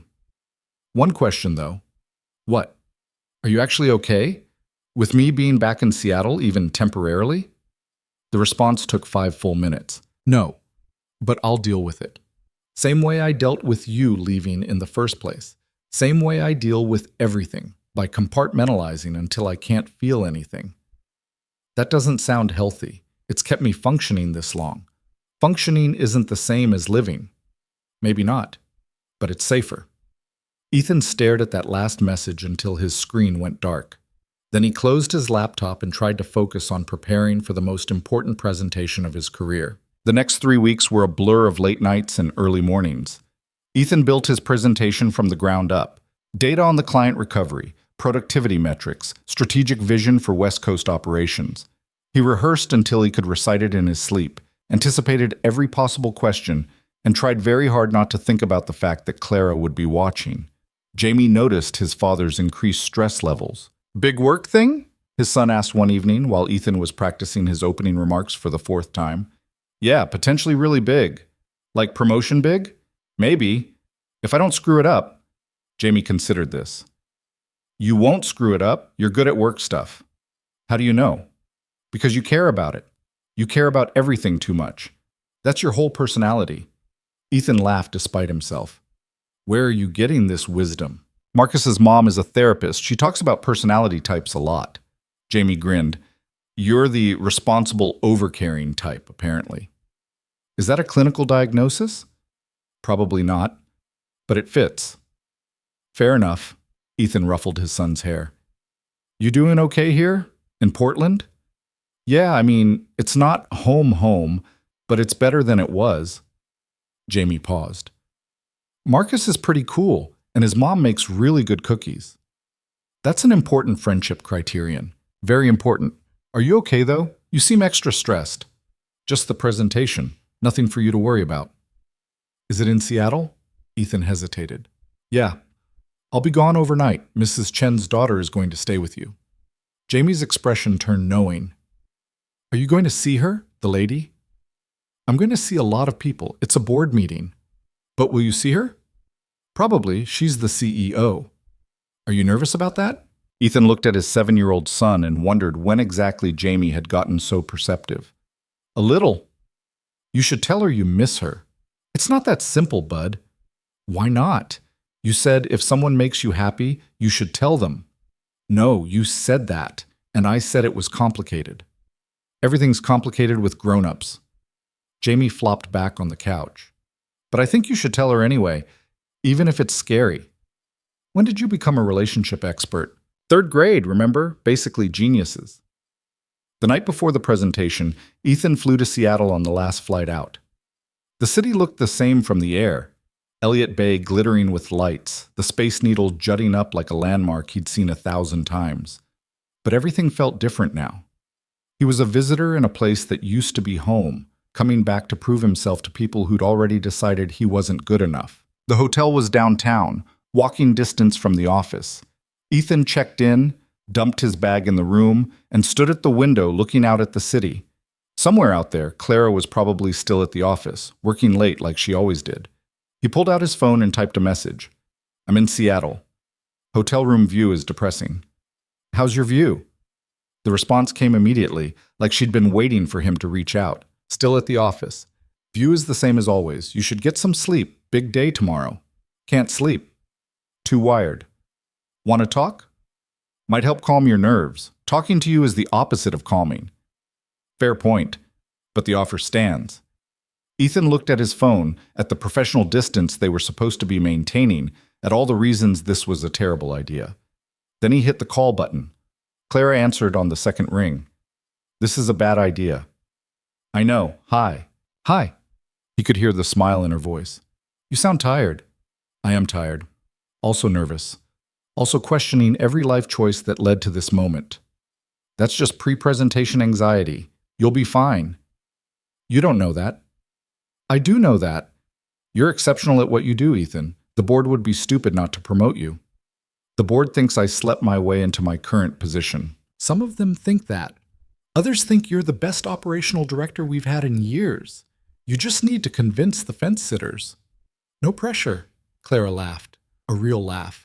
Not the polished one she used in meetings. When did you get so self-deprecating? When I realized I was about to present to a room full of people who think I'm your boy toy. You're not my... Clara stopped. Okay, I see your point. But for what it's worth, I've never thought of you that way. How do you think of me? The question came out before Ethan could stop it, and the silence that followed was heavy with everything they weren't saying. I think of you as the person who asked if I was okay and actually cared about the answer, Clara said finally. I think of you as someone who makes impossible choices every day and still shows up for his kid. I think of you as... She stopped. As what? As the biggest mistake I never made. Because we never actually did anything wrong, did we? We just wanted to, and somehow that's worse. Ethan sat down on the hotel bed, phone pressed to his ear. Is it worse? I don't know, maybe. Because at least if we'd actually had an affair, I could hate myself for it. Instead, I just hate myself for wanting one. Clara, you should sleep. Seriously, you need to be sharp tomorrow. I don't want to hang up. Neither do I, but we should anyway. Yeah. Ethan closed his eyes. For what it's worth, you're not a mistake. Not even close. You have to say that. I'm about to help decide your professional future. I don't have to say anything. I'm choosing to. Clara was quiet for a long moment. Good night, Ethan. Knock them dead tomorrow. Good night. Ethan didn't sleep much. He lay in the hotel bed staring at the ceiling, running through his presentation in his head and trying not to think about the fact that Clara was somewhere in this same city, probably not sleeping either. Morning came too fast. Ethan showered, put on his best suit, and headed to the office at 8:30 for a 9 a.m. start. The building felt familiar and foreign at the same time. Same security desk, same elevators, same executive floor. But he was walking through it as a candidate now, not an employee. The boardroom was already set up when he arrived. 12 chairs around a massive table, a projector screen at one end, and windows overlooking the Seattle skyline. Board members trickled in over the next 15 minutes, greeting Ethan with varying degrees of warmth. Clara arrived at exactly 9, because of course she did. She wore a charcoal suit and her hair pulled back, every inch the CEO. She didn't look at Ethan directly, just took her seat at the head of the table and called the meeting to order. Good morning, everyone. We're here to consider Ethan Cross for the position of Vice President of Operations, West Coast Division. Mr. Cross has prepared a presentation on his qualifications and vision for the role. Ethan, the floor is yours. Her voice was pure business, no warmth, no recognition of the fact that they'd been on the phone 12 hours ago. Ethan stood, connected his laptop to the projector, and launched into his presentation. He made it through the first 20 minutes without incident. His data was solid, his vision clear, his delivery smooth. Then David Chen raised his hand. Mr. Cross, these productivity improvements in Portland, they're impressive, almost too impressive. How do we know they're sustainable and not just short-term gains to make you look good? The improvements are based on structural changes, not temporary measures, Ethan said. We restructured the supply chain, implemented new quality controls, and rebuilt the client relationship from the ground up. Those aren't short-term fixes. And who approved those structural changes? Michelle Torres, my direct supervisor in Portland. Not Ms. Vale? There it was, the question Ethan had been expecting. Ms. Vale reviews all major initiatives as CEO, but the Portland office operates with significant autonomy. She approved the budget, but the strategy was mine. I see. And you and Ms. Vale, you don't have regular contact anymore? Ethan's pulse kicked up, but he kept his voice steady. We communicate as needed for cross-office coordination. Nothing beyond that. So you're saying there's no ongoing relationship? I'm saying our relationship is professional. Same as it's always been. Chen leaned back in his chair, clearly not satisfied but unable to push further without evidence. Ethan caught Clara's expression for just a second, carefully neutral, but with tension around her eyes that suggested she was barely holding it together. The presentation continued. More questions, most of them legitimate, a few that felt designed to trip him up. Ethan handled them all, falling back on his data and his experience. By the time he wrapped up 45 minutes later, he was exhausted, but fairly certain he hadn't embarrassed himself. Thank you, Mr. Cross, Clara said. If you'll wait outside, we'll discuss and vote. Ethan gathered his materials and left the boardroom, his hands shaking slightly now that the adrenaline was wearing off.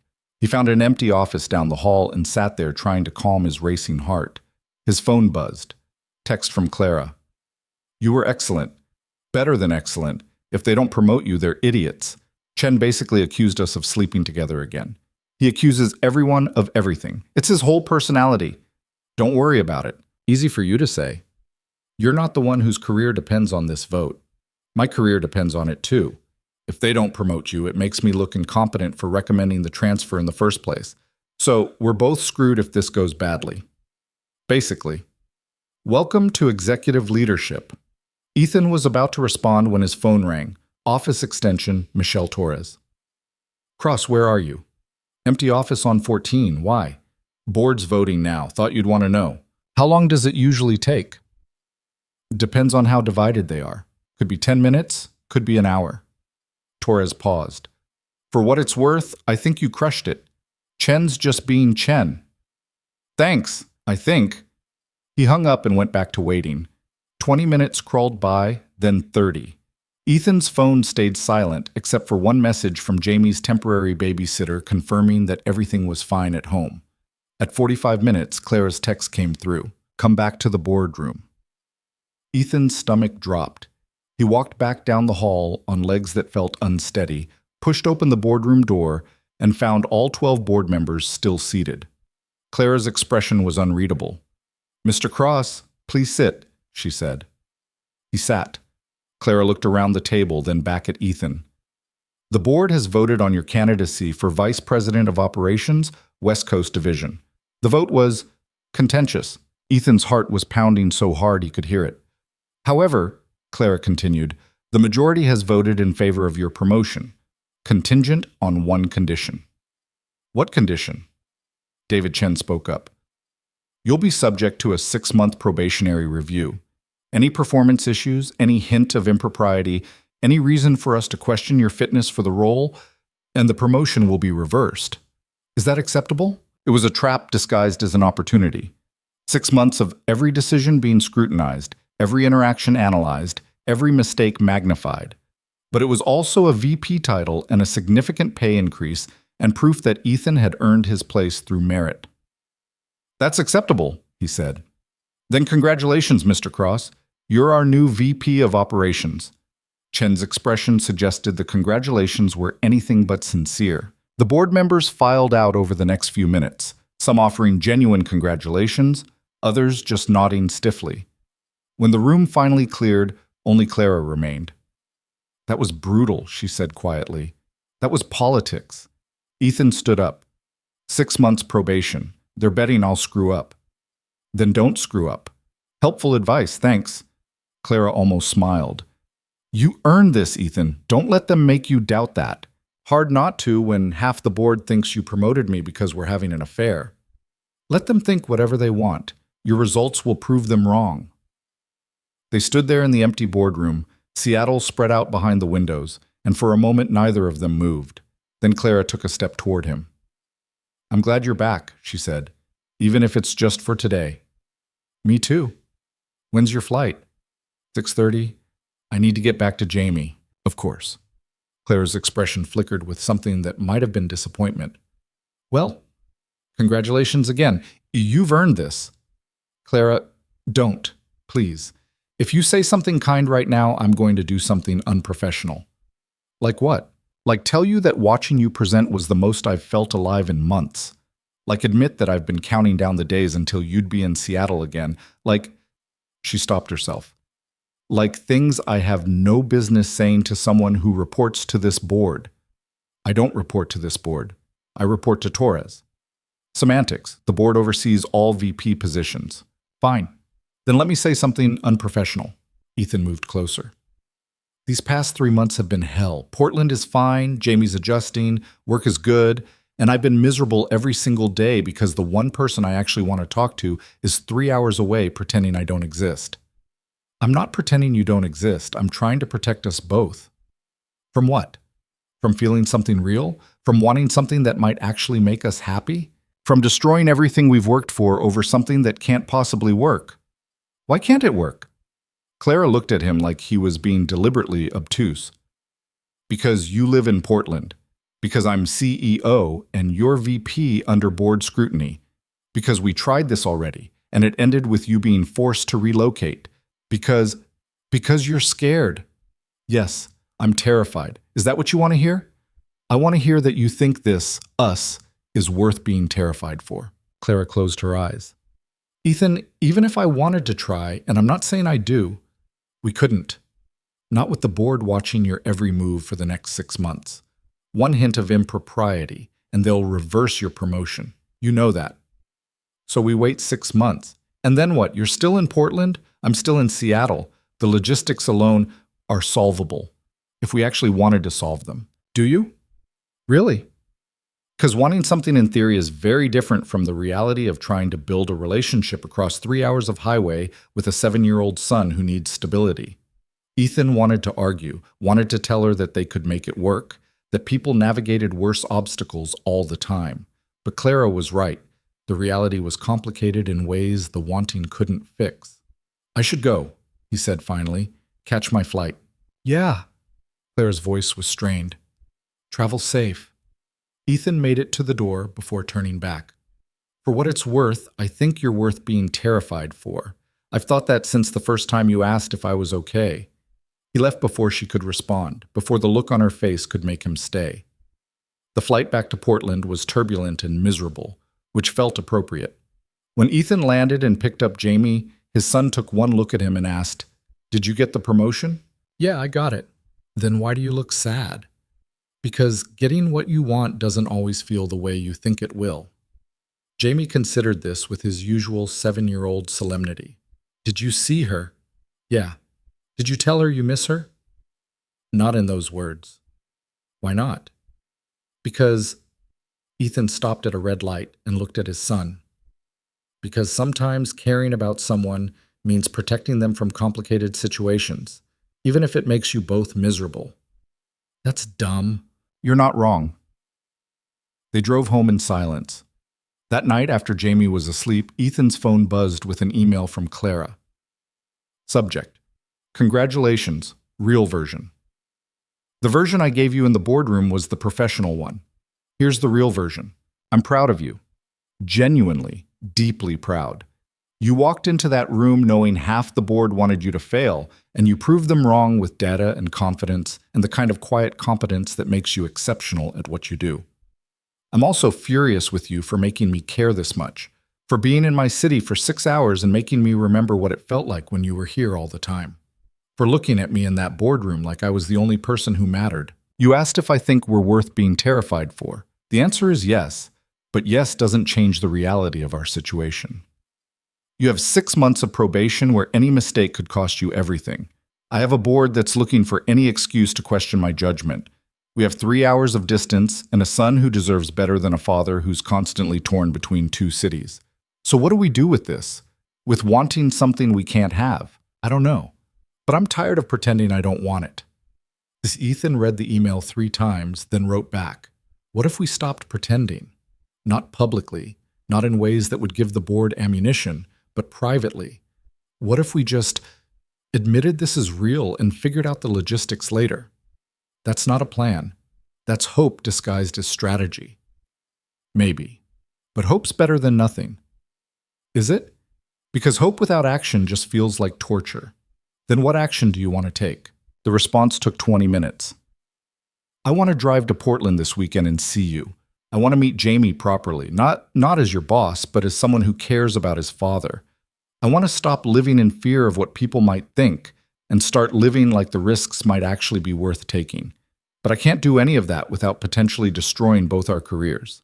So instead, I'm going to sit here in my apartment and write emails I shouldn't send to someone I shouldn't want this badly. Is that honest enough for you?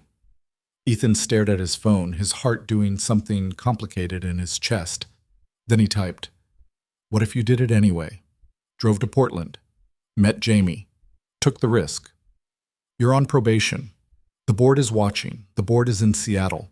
Portland's 3 hours away.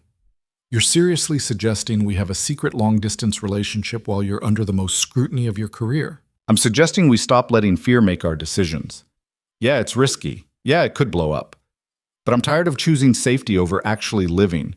This isn't just about us. Jamie's involved. If this falls apart, then it falls apart. But at least we tried. At least we were honest.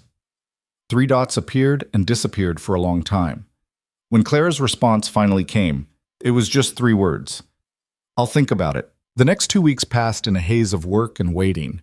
Ethan threw himself into his new VP role, coordinating between Portland, San Francisco, and LA offices, proving to anyone watching that he deserved the promotion.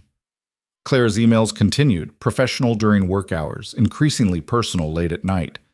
Then, on a Friday afternoon, she sent a message that just said, "I'm driving to Portland tomorrow. Is that okay?" Ethan stared at his phone, his pulse racing. This was it, the moment where they either committed to this insanity or let it go forever. "Yes," he typed. "It's more than okay. I'll be there by noon. Can you meet me somewhere? Neutral territory? I'm not ready to show up at your apartment yet. There's a park near my place. Riverview Park. I'll be there at noon." "Okay. See you then." "Clara? Yeah? I'm glad you're doing this, taking the risk. Ask me again after I've had 3 hours alone with my thoughts on I-5. I might chicken out and turn around." "You won't." "How do you know?" "Because you don't do things halfway. If you said you're coming, you're coming. That's either very perceptive or you don't know me as well as you think you do. Guess we'll find out tomorrow." Saturday morning, Ethan woke up more nervous than he'd been for his board presentation. He told Jamie they were going to the park, didn't mention why, and spent the entire morning second-guessing this decision. At 11:30, his phone buzzed. "I'm an hour out, still doing this. Possibly losing my mind, but still coming. I'll be at the park." Ethan drove to Riverview Park at 11:45 and found a bench overlooking the water. Jamie immediately ran off to the playground, making friends with other kids with the ease that children somehow managed. Ethan sat and waited, his stomach in knots. At 12:07, he saw Clara's car pull into the parking lot. She sat in the driver's seat for a full minute before getting out, and even from a distance, Ethan could see her gathering her courage. She walked over slowly, dressed casually in jeans and a sweater, the first time Ethan had ever seen her in anything other than business clothes. It made her look younger, more uncertain, more human. "Hi," she said when she reached the bench. "Hi, you came." "I did. I might regret it, but I came." Clara sat down next to him, maintaining a careful foot of distance. "Where's Jamie?" "Playground. Making friends." Ethan gestured to where his son was climbing on monkey bars. "He doesn't know you're coming. Didn't want to explain if you changed your mind." "Smart." "I almost did. Changed my mind. About 15 times on the drive down." "What stopped you?" Clara looked at him directly for the first time. "The thought of spending another 3 months writing emails to someone I actually want to be with. That started feeling more dangerous than just showing up." "So now what?" "Now I meet your son, if that's okay with you." Ethan's chest tightened. "Yeah, that's okay with me." They sat in silence for a moment, watching Jamie play, both of them probably thinking about all the ways this could go wrong. "I'm terrified," Clara admitted. "I don't know how to be around kids. I don't know what to say or do, and I definitely don't know how to explain who I am if he asks." "Just be yourself. Jamie's pretty good at reading people." "That's what I'm afraid of." Ethan stood up and offered his hand. "Come on, before you talk yourself out of it." Clara took his hand, the first time they'd touched in 3 months, and let him pull her to her feet. They walked over to the playground together, still not quite touching, but close enough that their shoulders brushed. "Jamie!" Ethan called. "Come here for a second." His son came running over, grass-stained and grinning. Then he saw Clara and stopped short, his expression shifting to something Ethan couldn't quite read. "Jamie, this is Clara. She's a friend from Seattle." "The lady," Jamie said flatly. "The one who makes you sad." Clara looked stricken. "I don't mean to make your dad sad, but you do anyway." Jamie studied her with the brutal honesty of children. "Are you going to make him happy instead?" I don't know. I hope so." "That's not a very good answer." "Jamie," Ethan said warningly. "It's okay." Clara crouched down to Jamie's eye level. "You're right. It's not a very good answer, but it's an honest one. Your dad and I are trying to figure out if we can make each other happy.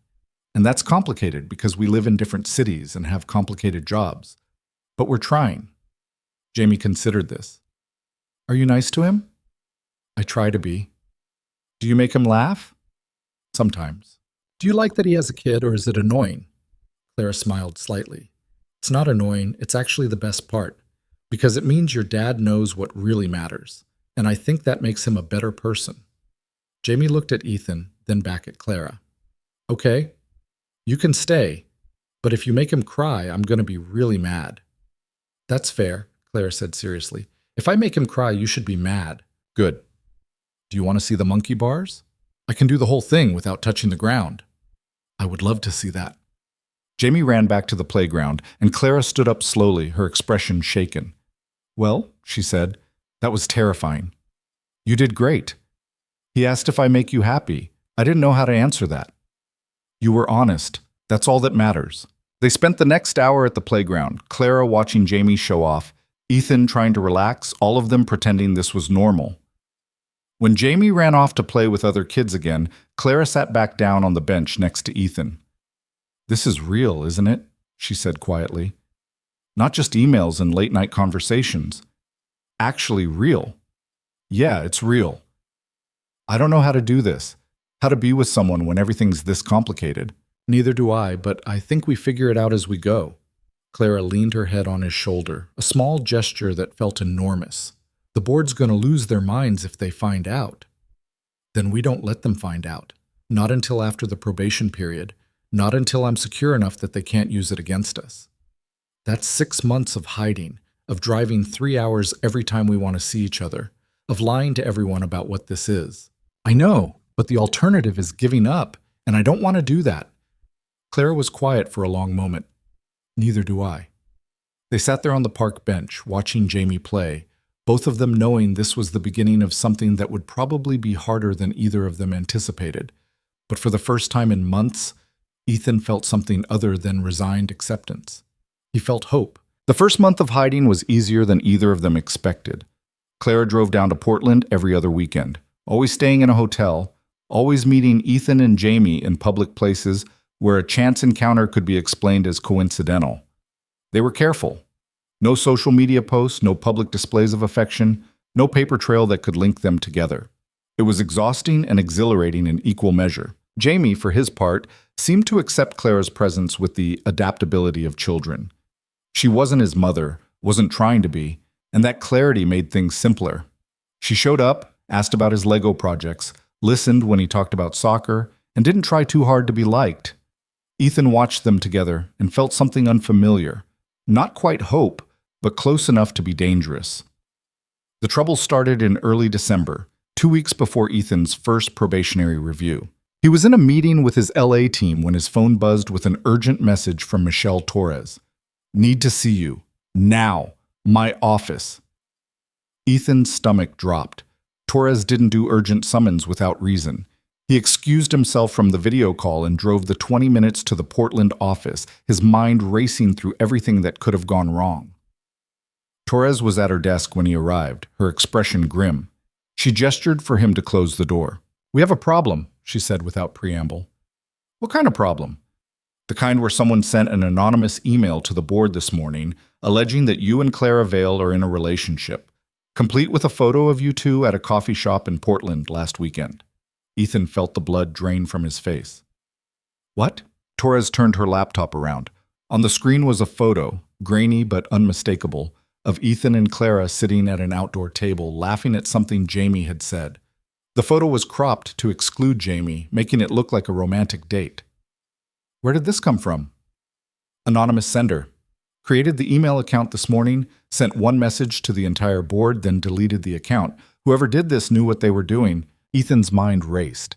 He and Clara had been so careful. The coffee shop was in a neighborhood they thought was safe, a place tourists didn't frequent. Someone had followed them, or gotten incredibly lucky, or... "Who have you told about this?" he asked. "Just you. The board's calling an emergency meeting for tomorrow morning. Seattle, 9 a.m. You're required to attend." "And Clara?" "She'll be there, along with every board member who's been waiting for an excuse to prove you two are exactly what they suspected." Torres leaned back in her chair. "Cross, I vouched for you. I put my reputation on the line recommending you for VP, so I need you to tell me the truth. Is there something between you and Vale?" Ethan looked at his boss, the woman who'd given him a chance when Seattle had shipped him away like damaged goods, and faced the same choice he'd faced 100 times, lie and protect himself, or tell the truth and accept the consequences. "Yes," he said. "There's something between us." Torres closed her eyes. "How long?" "It started before I transferred. Nothing physical beyond one kiss. But the feelings were there. That's why they pushed for the transfer. They suspected but couldn't prove it." "And you didn't think to mention this when I recommended you for VP? Would you have recommended me if I had?" "No, I wouldn't have. Because this is exactly the kind of liability that destroys careers." Torres opened her eyes. "You understand what this means? The board's going to vote to reverse your promotion, probably fire you for violating ethics policies. And Vale, they might force her to resign. It's one photo. It doesn't prove anything. It proves enough. You're in Portland, she drove down from Seattle, and you're having coffee together looking very comfortable. What innocent explanation makes that make sense?" Ethan didn't have one. "We were being careful. Clearly not careful enough. Someone was watching. Someone who knew exactly when and where to catch you together." Torres shook her head. "My guess. Someone on her executive team. Someone who's been waiting for Vale to slip up so they can make a play for CEO. You think this is corporate politics?" "I think Vale has enemies who'd love nothing more than to see her brought down by a scandal, and you just handed them the ammunition." Torres stood up. "Go home. Prepare for tomorrow. And figure out what you're going to tell the board, because we're just friends isn't going to cut it." Ethan drove back to his apartment in a daze. He tried calling Clara 3 times. Each call went straight to voicemail. Finally, a text came through. Board's locked me out of all communication until tomorrow's meeting. They're treating this like a crisis, which I guess it is. I'm sorry. We should have been more careful. Not your fault. Someone was looking for this. They would have found something eventually. What are we going to do? I don't know. But I need you to understand something. If it comes down to your career or mine, I'm falling on this sword. You have a son to support. I have a severance package that could last years. Clara, no. Yes, this is my decision. I brought you into this, and I'm not letting you lose everything because of it. We're in this together. No, we're not. I'm the CEO. I have power and resources. You're a VP on probation with a 7-year-old who needs health insurance. The math is simple. Ethan wanted to argue, wanted to tell her that he'd rather lose the VP title than watch her sacrifice her career. But she was right about the math. He had Jamie to think about. Clara had options. He didn't. That evening, while Jamie was watching TV, Ethan's phone rang with a number he didn't recognize. He answered anyway. Mr. Cross? This is Rebecca Grant from the Seattle Times. I'm running a story about allegations of an inappropriate relationship between you and Clara Vale. Would you like to comment? Ethan's heart stopped. No comment. We have a photo of you two together in Portland. Can you explain the nature of your relationship? No comment. Is it true that you were promoted to VP as a result of your relationship with Ms. Vale? No comment. Don't call this number again. He hung up, hands shaking. The press. Someone had leaked this to the press. By tomorrow morning, this would be a public scandal, not just an internal board matter. His phone rang again immediately. Different number, different reporter, same questions. Ethan turned off his phone entirely. Jamie appeared in the doorway.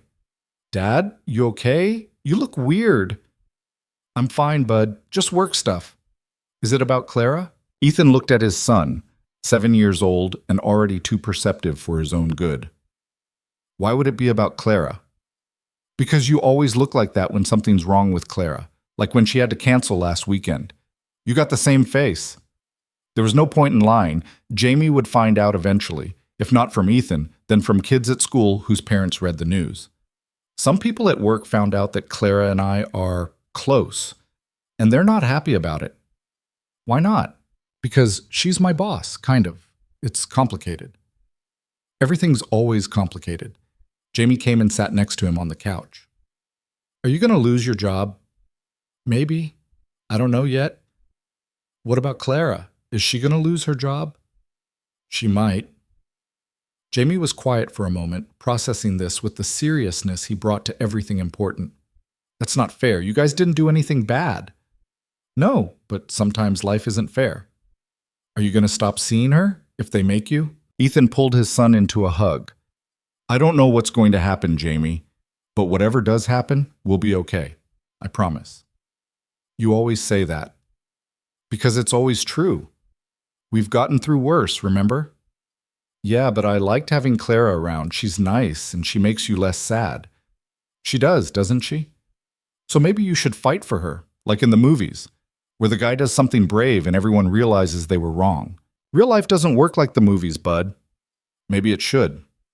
That night, after Jamie was asleep, Ethan turned his phone back on to find 37 missed calls, 15 voicemails, and more text messages than he could count. Most were reporters. Some were colleagues expressing concern or barely concealed curiosity. One was from his mother, who he hadn't spoken to in 6 months, asking if the rumors were true. And one was from Clara, sent 2 hours ago. I'm driving to Portland tonight. I know it's stupid and probably makes things worse, but I need to see you before tomorrow. I'm staying at the Marriott downtown, room 847. Come if you can. Ethan stared at the message. Going to Clara's hotel room the night before an emergency board meeting was potentially the worst decision he could make. It would look terrible if anyone found out. It would confirm every suspicion the board had. He called Mrs. Chen anyway. 20 minutes later, the babysitter was settled on his couch, and Ethan was driving downtown. The Marriott was nice, but not extravagant, typical of Clara to avoid drawing attention. He parked in the garage and took the elevator to the 8th floor, his heart pounding the entire way. Clara opened the door on his first knock, like she'd been waiting by it. She looked exhausted, hair down, makeup gone, wearing sweatpants and a t-shirt he'd never seen before. You came, she said. Of course I came. She pulled him inside and closed the door. The hotel room was standard corporate, king bed, desk, window overlooking the city. Clara had papers spread across the desk, what looked like legal documents. What are those? Ethan asked. My resignation letter and a severance negotiation template. Clara sat on the edge of the bed. I'm resigning tomorrow, before the board meeting, before they can vote on anything. Clara, no. It's already decided. My lawyer's been working on the severance package all afternoon. The board will accept my resignation. You'll deny any relationship and this whole thing goes away. Except you lose your company, the one you built from nothing. I lose the CEO title. The company will be fine, better, probably. They'll bring in someone who doesn't have scandals attached to their name. Ethan sat down next to her. This is my fault. I should have been more careful. This is both our faults. We knew the risks and took them anyway. Clara looked at him with eyes that were too bright. But I don't regret it. Even knowing how it ends, I don't regret any of it. It doesn't have to end. We could what? Lie to the board? Tell them the photo's fake? That'll work great until the Seattle Times runs their story tomorrow and more photos surface. Because you know there are more photos, right? Whoever sent that email has been following us for weeks. Ethan hadn't thought about that. How do you know? Because I know how corporate warfare works. Someone on my executive team, probably Marcus Chen, David's nephew, who's been gunning for my job since he got hired a private investigator. They've been documenting our relationship, building a case. The coffee shop photo is just the preview. Then we're screwed. I'm screwed. You still have a chance. Clara handed him a folder from the desk. This is a statement you're going to give to the board tomorrow. It says we had a brief professional friendship that may have looked inappropriate from the outside, but was entirely platonic. It expresses regret for any appearance of impropriety and commits to maintaining appropriate boundaries in the future. Ethan opened the folder and read the statement. It was well-crafted, plausible, and a complete lie. I'm not reading this, he said. Yes, you are. Because if you don't, you lose your VP position and possibly your job, and Jamie loses his health insurance and stability. And you lose everything either way. I'm choosing to lose it. There's a difference. Clara took the folder back. Tomorrow morning, I'm resigning. You're reading this statement. The board accepts both, and we move on with our lives. Separately. Yes, separately, because that's the only way this works. Ethan stood up, anger finally breaking through the shock. I don't accept that. I don't accept that we finally find something real and have to give it up because some corporate vulture wants your job. What we want doesn't matter. It never has, doesn't it? Because I'm pretty sure we've been making decisions based on fear this entire time. Fear of the board, fear of scandal, fear of what people might think. And where has that gotten us? We're still here, still together, still caring about each other despite every reason not to. Ethan, let me finish. You asked me once what I wanted. I want to stop letting fear make our decisions. I want to walk into that board meeting tomorrow and tell them the truth. That yes, we have feelings for each other, and no, it didn't affect my promotion because I earned that on merit. I want to stop hiding. Clara stood up to face him. And when they fire you? When you can't find another job because you're the guy who slept with his CEO? When Jamie has to change schools again because you can't afford rent? Then we deal with it, together. There is no together. Don't you see that? I'm resigning. This isn't a negotiation. What if I resign too? Clara stared at him. You're not serious. Why not? If you're willing to sacrifice your career, why can't I sacrifice mine? Because I'm a CEO with a safety net and you're a single father with a child depending on you. The math hasn't changed just because you're having a moment of romantic stupidity. It's not romantic stupidity. It's... Ethan stopped, frustrated. I'm tired of the math. I'm tired of calculating risk versus reward and always choosing the safe option. Maybe the safe option isn't actually safe. Maybe it's just slow suffocation disguised as responsibility. Clara's expression cracked. Don't do this. Don't make this harder than it already is. I'm not making it harder. I'm asking what you actually want, not what's practical or strategic or best for everyone else. What do you want? I want... Clara's voice broke. I want to not have to choose between my career and the first person who's made me feel human in years. I want to rewind to 6 months ago and make different choices. I want to not be standing in a hotel room the night before I resign from the company I built, trying to convince the man I... She stopped. The man you what? Clara closed her eyes. The man I love. There, I said it. Are you happy? The words hit Ethan like electricity. You love me? Of course I love you. Why else would I be throwing away everything I've worked for? Tears were streaming down Clara's face now, and she didn't bother wiping them away. I love you, and it's the worst timing and the most impossible situation, but I love you anyway, and tomorrow I'm going to resign so you don't have to. Ethan crossed to her and cupped her face in his hands. Don't resign. I have to. No, you don't. We face this together. We tell the board the truth. And if they fire us both, then we figure out what comes next. That's not a plan. That's suicide. Maybe, but I'd rather go down fighting than watch you sacrifice yourself for me. Clara looked at him with an expression that was equal parts love and despair. You're an idiot. Probably, but I'm your idiot. That's the worst line I've ever heard. I'm improvising here. Clara laughed, a broken, watery sound, and kissed him. It was desperate and messy and tasted like tears, and Ethan felt like he was falling and being caught at the same time. When they finally broke apart, Clara pressed her forehead against his. What are we going to do? We're going to walk into that board meeting tomorrow and tell the truth, all of it. And then we let the chips fall where they may. The chips are going to fall directly on our careers. Then we'll pick up the pieces. Together. Clara pulled back to look at him. You understand what you're risking, what we're both risking. I do, and I'm doing it anyway. Why? Because Jamie asked me if I was going to fight for you, and I told him real life doesn't work like the movies.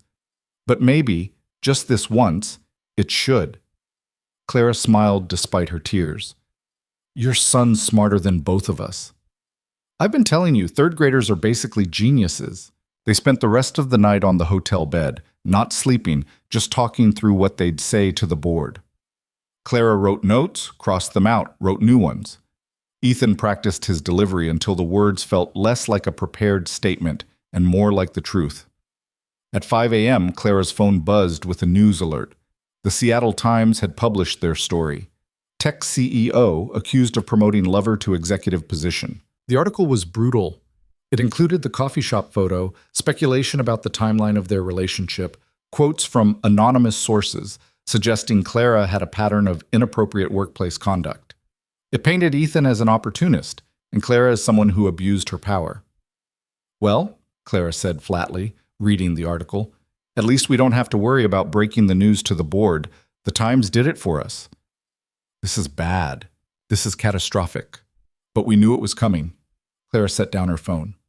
Question is, do we still walk in there and tell the truth? Or do we cut our losses and run? Ethan thought about Jamie, about the stability his son deserved, about all the practical reasons to take Clara's original plan and let her resign alone. Then he thought about the look on his son's face when he'd said, maybe you should fight for her. We tell the truth, Ethan said. We go down swinging. Clara nodded. Okay, then let's at least do it well. They rehearsed their statements one more time. Ethan left the hotel at 6:30, drove home to shower and change, and explained to Jamie that today was going to be important. The fighting for her thing? Jamie asked. Yeah, the fighting for her thing. Good. I like Clara. I don't want her to go away. I don't either, bud. But this might not go the way we want. Then make it go the way you want. You're a grown-up. You can do that. Ethan wished it were that simple. The drive to Seattle took 3 hours. Clara had gone up earlier, probably been at the office since 7. Ethan arrived at 8:30 and found the building already buzzing with tension. People stared as he walked through the lobby. Someone's phone was playing the morning news, which was running a segment on the scandal. The boardroom was set up exactly like his VP presentation, except this time the atmosphere was hostile. Board members were already seated when Ethan arrived. Clara was at the head of the table, her expression perfectly neutral, despite the fact that her career was about to be destroyed. David Chen called the meeting to order at exactly 9. We're here to address the allegations published in this morning's Seattle Times. Ms. Vale, Mr. Cross, the floor is yours. I suggest you use it wisely. Clara stood first. I'm going to make this simple. Yes, Ethan Cross and I have a personal relationship. It developed after his promotion to director, intensified after his transfer to Portland, and became romantic approximately 2 months ago. It did not influence his promotion to VP. His results speak for themselves. But I acknowledge that the appearance of impropriety is damaging to this company, and I take full responsibility. The board erupted in overlapping voices. Chen banged his hand on the table. Ms. Vale, are you saying you've been in a relationship with a subordinate for months and didn't disclose it? He's not my subordinate. He reports to Michelle Torres in Portland. Semantics. He's a VP, your CEO. That's a power imbalance that creates liability. I'm aware, which is why I'm prepared to resign, effective immediately, if that's what the board requires. More voices. Ethan watched Clara stand there taking the hits, her composure never cracking, and felt something snap inside him. No, he said, loud enough to cut through the noise. Everyone turned to look at him. No? Chen repeated.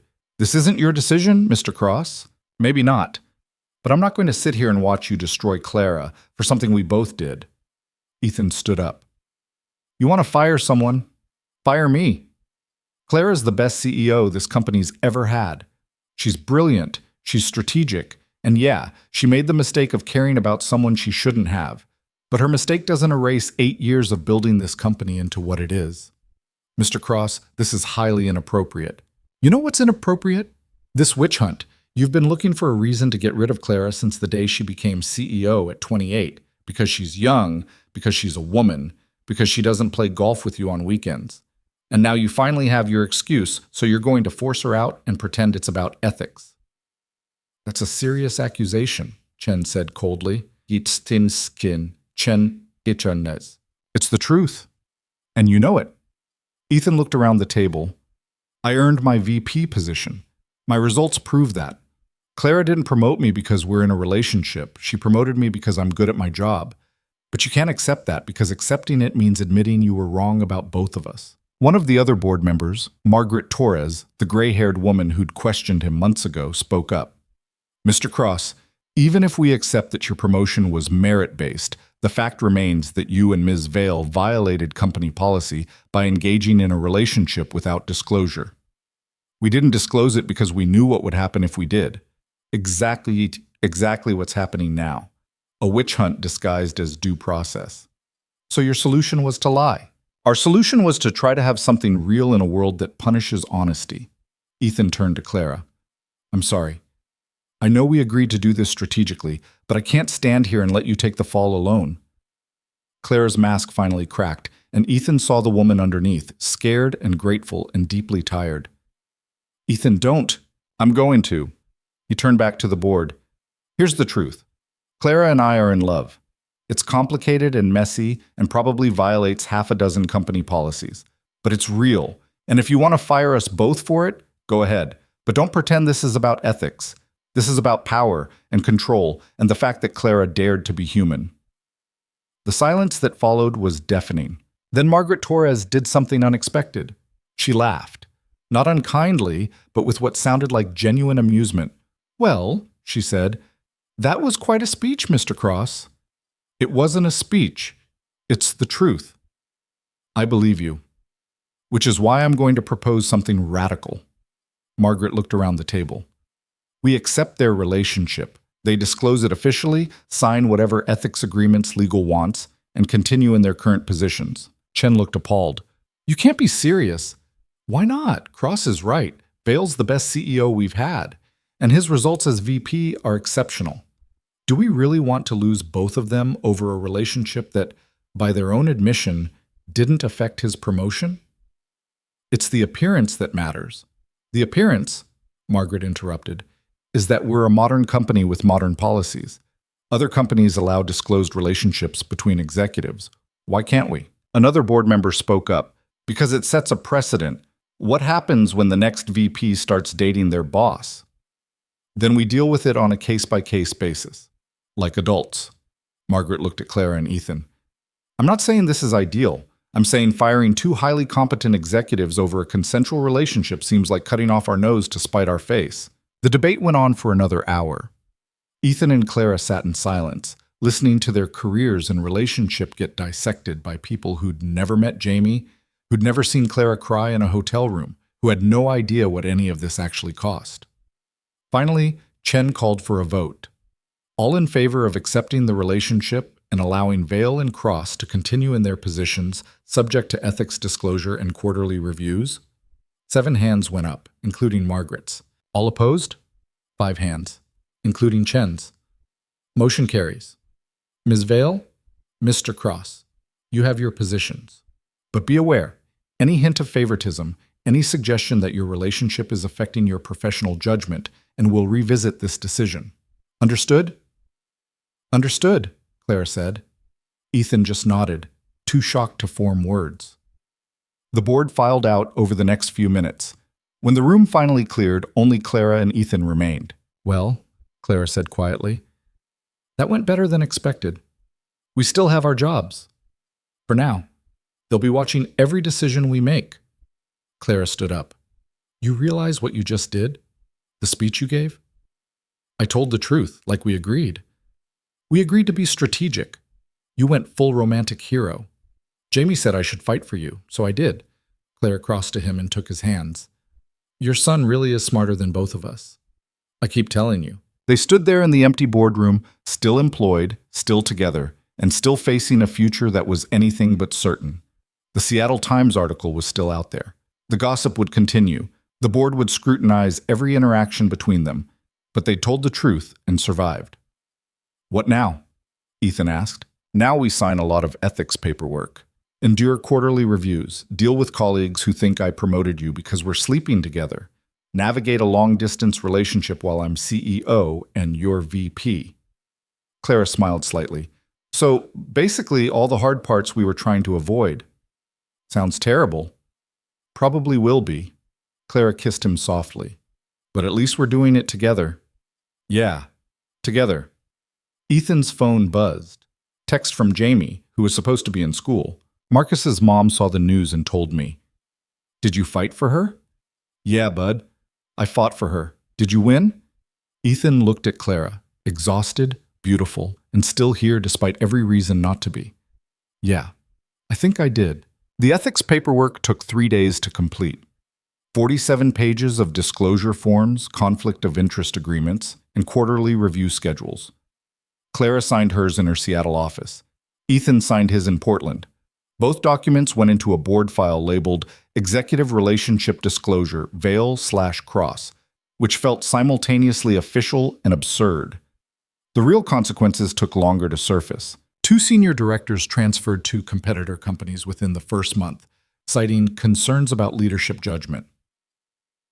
The company's stock dipped 4% after the Seattle Times article, though it recovered within weeks. And the whispers, those never stopped. People speculated in break rooms, exchanged knowing looks in meetings, and debated whether Clara had shown favoritism or Ethan had earned his position. Ethan learned to ignore most of it. The work spoke for itself. His West Coast division exceeded every Q1 target, streamlined operations across 3 offices, and brought in 2 major clients. Numbers didn't lie, even when people did. But ignoring the whispers didn't make them hurt less, especially when they reached Jamie. It happened on a Tuesday in late January.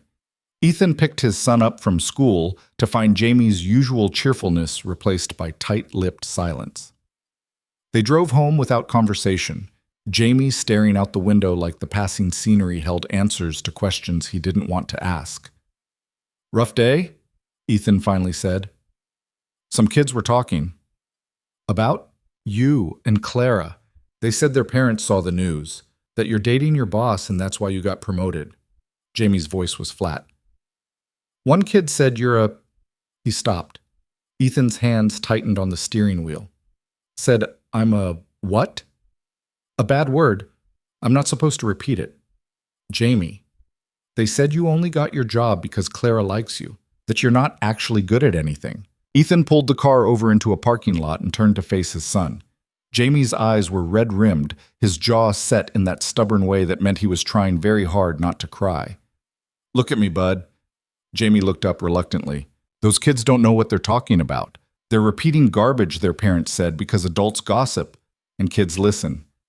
But here's the truth.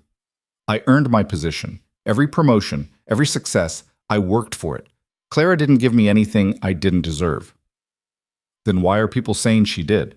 Because it's easier to believe someone got ahead through connections than to accept that hard work actually pays off sometimes. And because some people can't handle the idea that two people can care about each other and still be professional. Jamie wiped his eyes with the back of his hand. It's not fair. No, it's not. But life rarely is. Are you and Clara going to break up because people are mean? Ethan thought about Clara, about the 3-hour drives every other weekend, the late-night video calls when Jamie was asleep, the careful choreography of maintaining a relationship under constant scrutiny. It would be easier to walk away, to let the distance and the pressure break them apart naturally. No, he said, we're not breaking up. How do you know? Because we already decided that what we have is worth fighting for. And fighting means dealing with the hard parts, including people who don't understand or don't approve. Jamie considered this with his usual seriousness. I like Clara. I don't want her to leave. She's not leaving. Neither am I. We're all sticking together, okay? Okay. Jamie paused. Can I tell the kids at school that you're actually good at your job? And Clara's actually nice? You can tell them whatever you want, but you don't have to defend me, Jamie. That's not your responsibility. You defended Clara.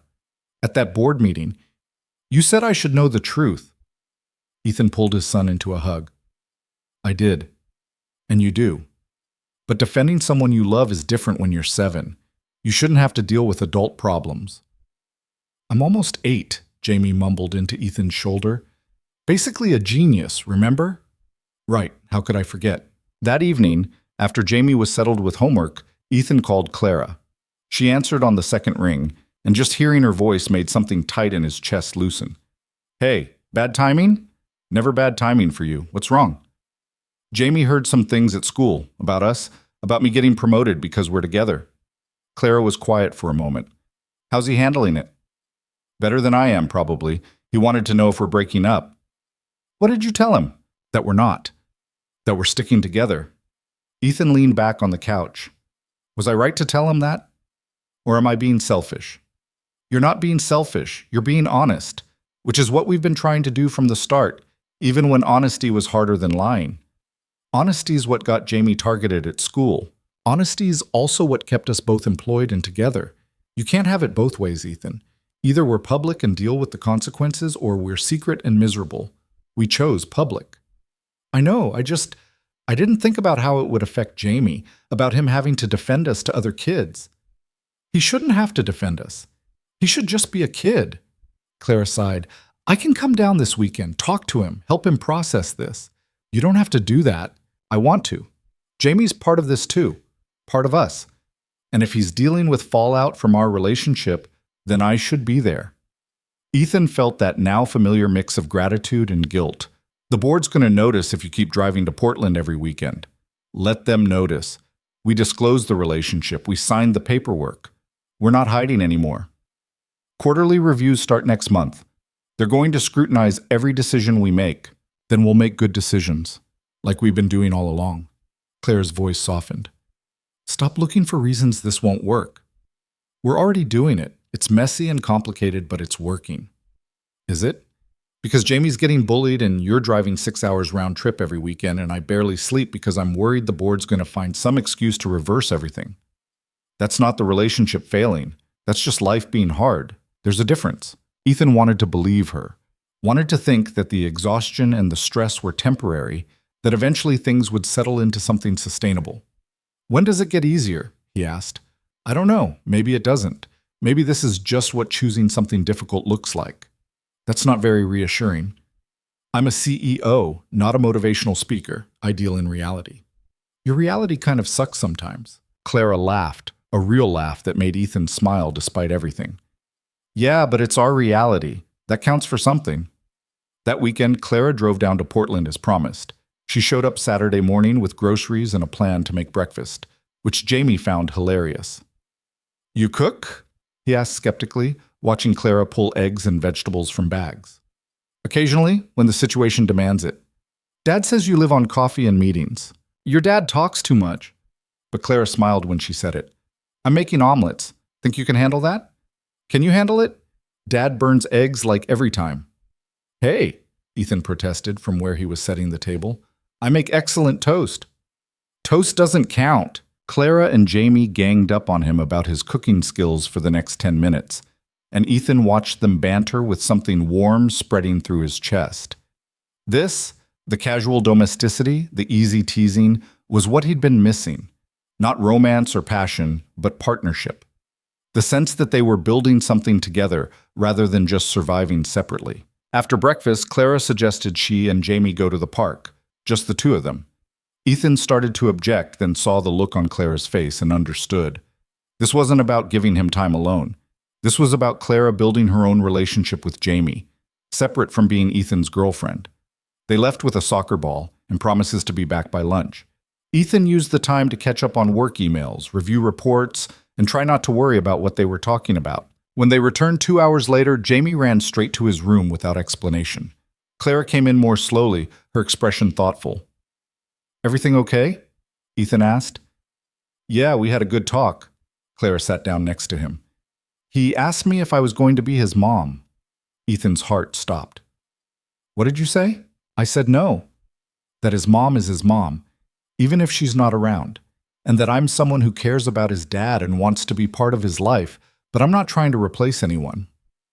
How did he take that?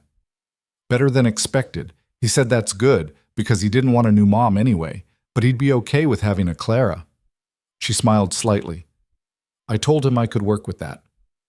Clara as a role is fine with you? Better than fine. It's honest. I don't know how to be a mother, but I'm learning how to be someone Jamie can count on. That feels more genuine than trying to fit into a role I'm not qualified for. Ethan pulled her close, pressing a kiss to her temple. You're better at this than you think.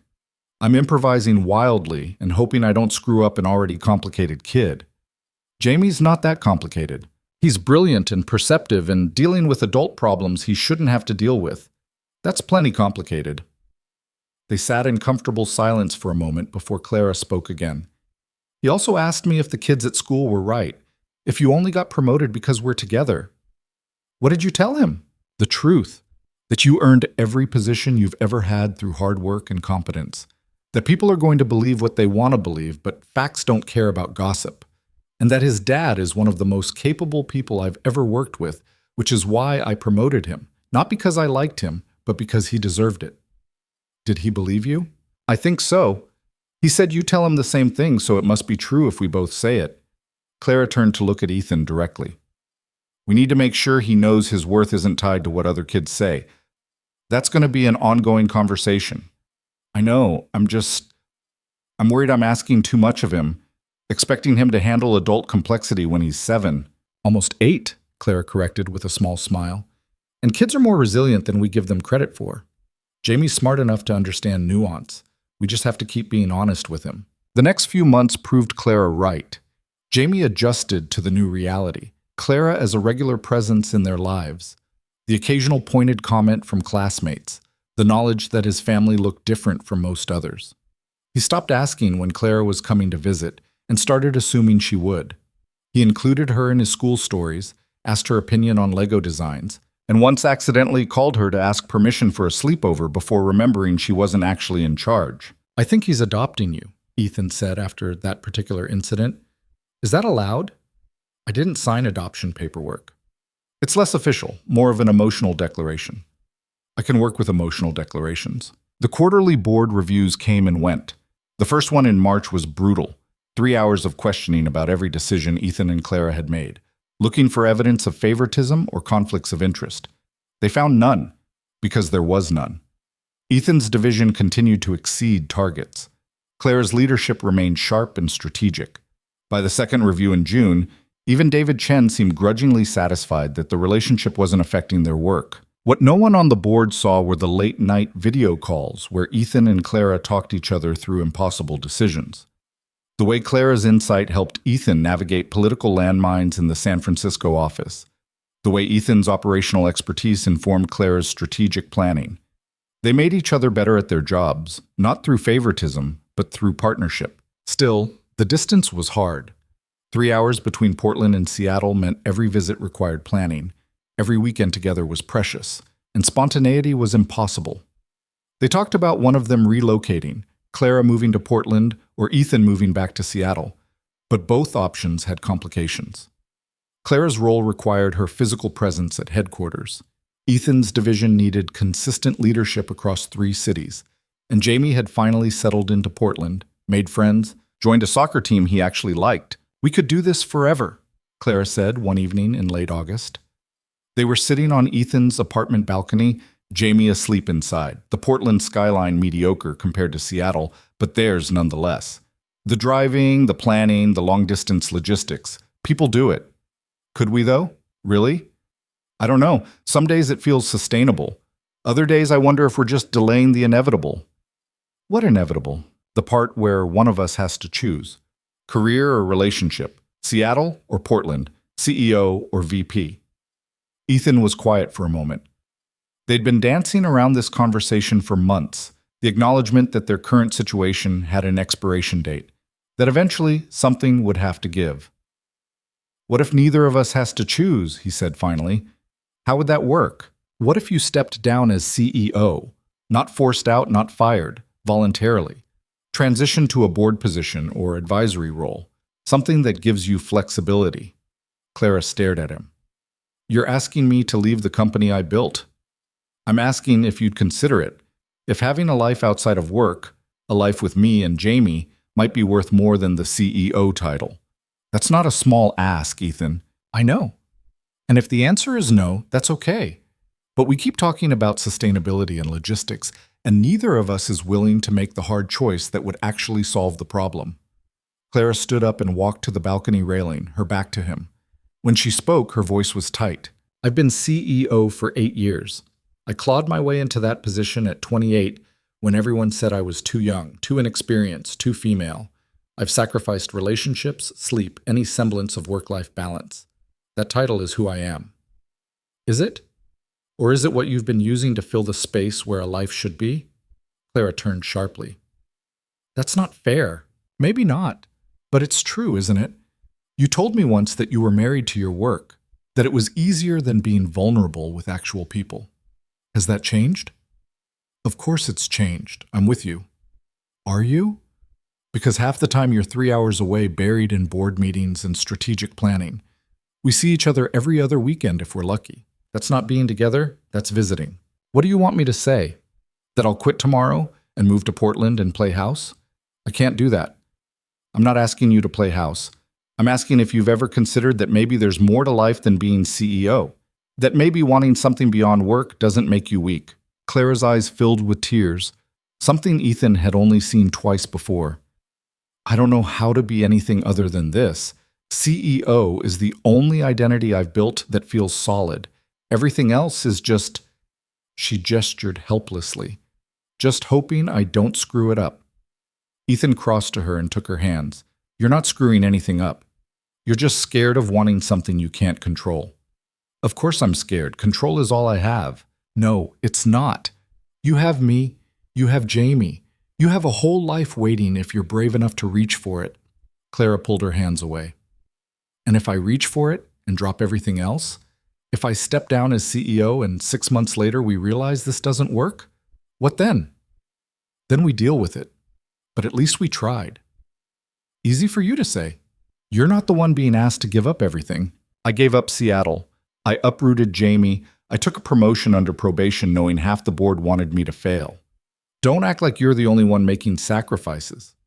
That's different. You were forced to relocate. I'm choosing to walk away from..." Clara stopped. "From what? A title? A company that'll replace you in 6 months and forget you ever existed?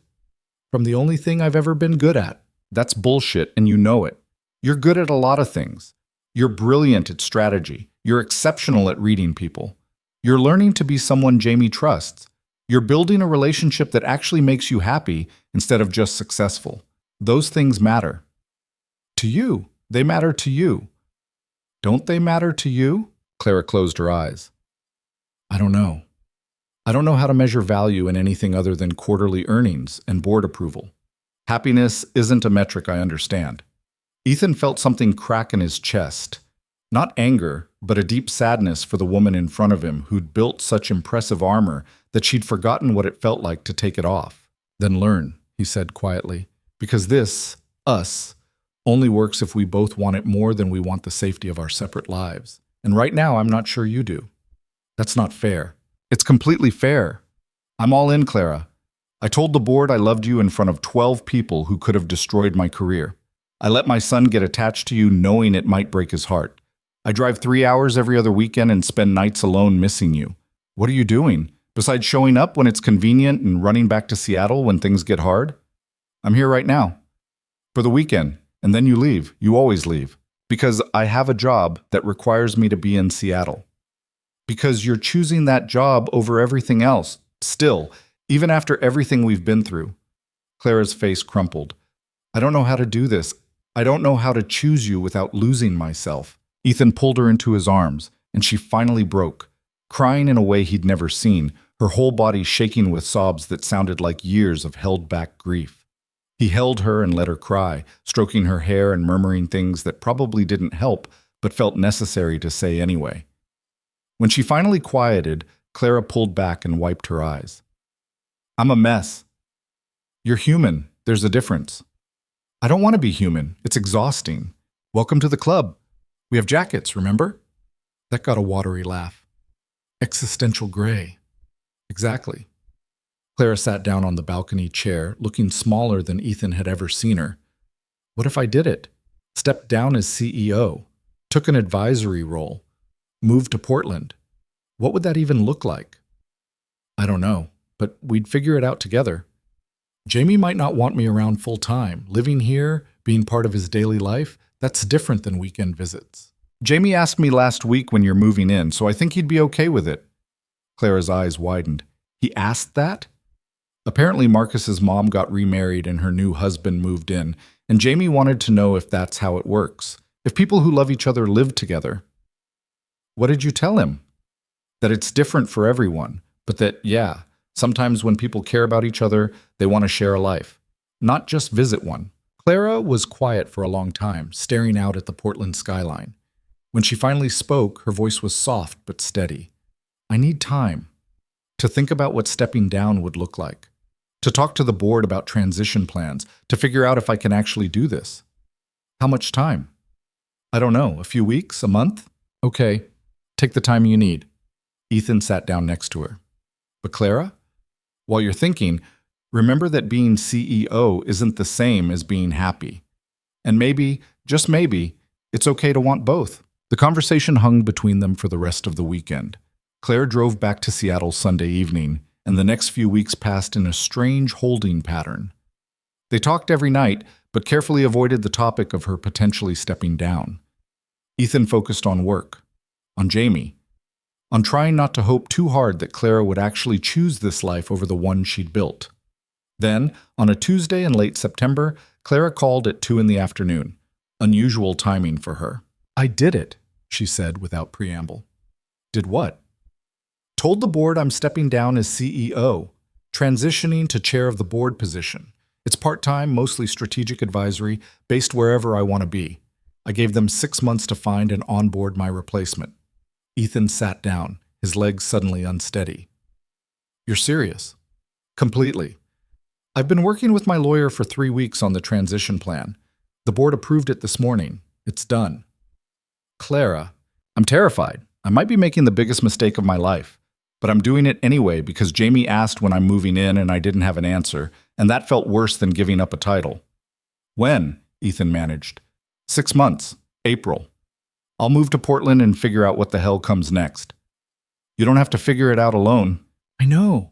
That's the point. Claire's voice cracked slightly. I'm choosing us, officially. No more visiting. No more 3-hour drives. Just us.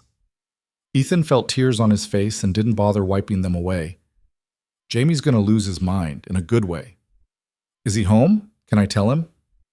He's at soccer practice, but he'll be back in an hour. You should tell him in person. Ethan, I'm in Seattle. I can't drive down on a Tuesday. So drive down Thursday and stay through the weekend. Start practicing what it's like to be here more often. Clara laughed. That surprised, genuine sound that Ethan loved. Okay, I can do that. I'll be there Thursday evening. When Clara arrived Thursday night, Jamie opened the door and immediately announced, Dad says you have news. I do. Can we sit down? They gathered in the living room, Ethan on the couch, Clara in the armchair, Jamie cross-legged on the floor with the kind of focused attention he usually reserved for Lego instructions. Clara took a breath. I'm stepping down as CEO, which means I won't be in Seattle all the time anymore. I'll be moving to Portland in about 6 months. Jamie's eyes went wide. Like, living here in Portland? Yeah, living here. With us? Clara looked at Ethan, who nodded. If that's okay with you, she said. Are you kidding? That's awesome. Jamie jumped up. Can you come to my soccer games and help with homework? And tell Dad he needs to learn to cook actual food? I can definitely do all those things, except the cooking part. I'm not much better than your dad. Marcus's stepdad cooks. We'll make him teach both of you. Clara laughed, and Ethan watched his son and the woman he loved make plans for a future that had seemed impossible 6 months ago. Later, after Jamie was in bed, Clara and Ethan sat on the balcony again, the same spot where they'd had the hard conversation about choosing. Second thoughts yet? Ethan asked. About 100, but I'm doing it anyway. Why? Because I've spent 8 years being the youngest CEO, the most successful executive, the woman who proved everyone wrong. And I'm tired of proving things. I just want to be happy. And this makes me happy. Even though it's messy and complicated? Especially because it's messy and complicated. Perfect things are boring. We're a disaster in the best possible way.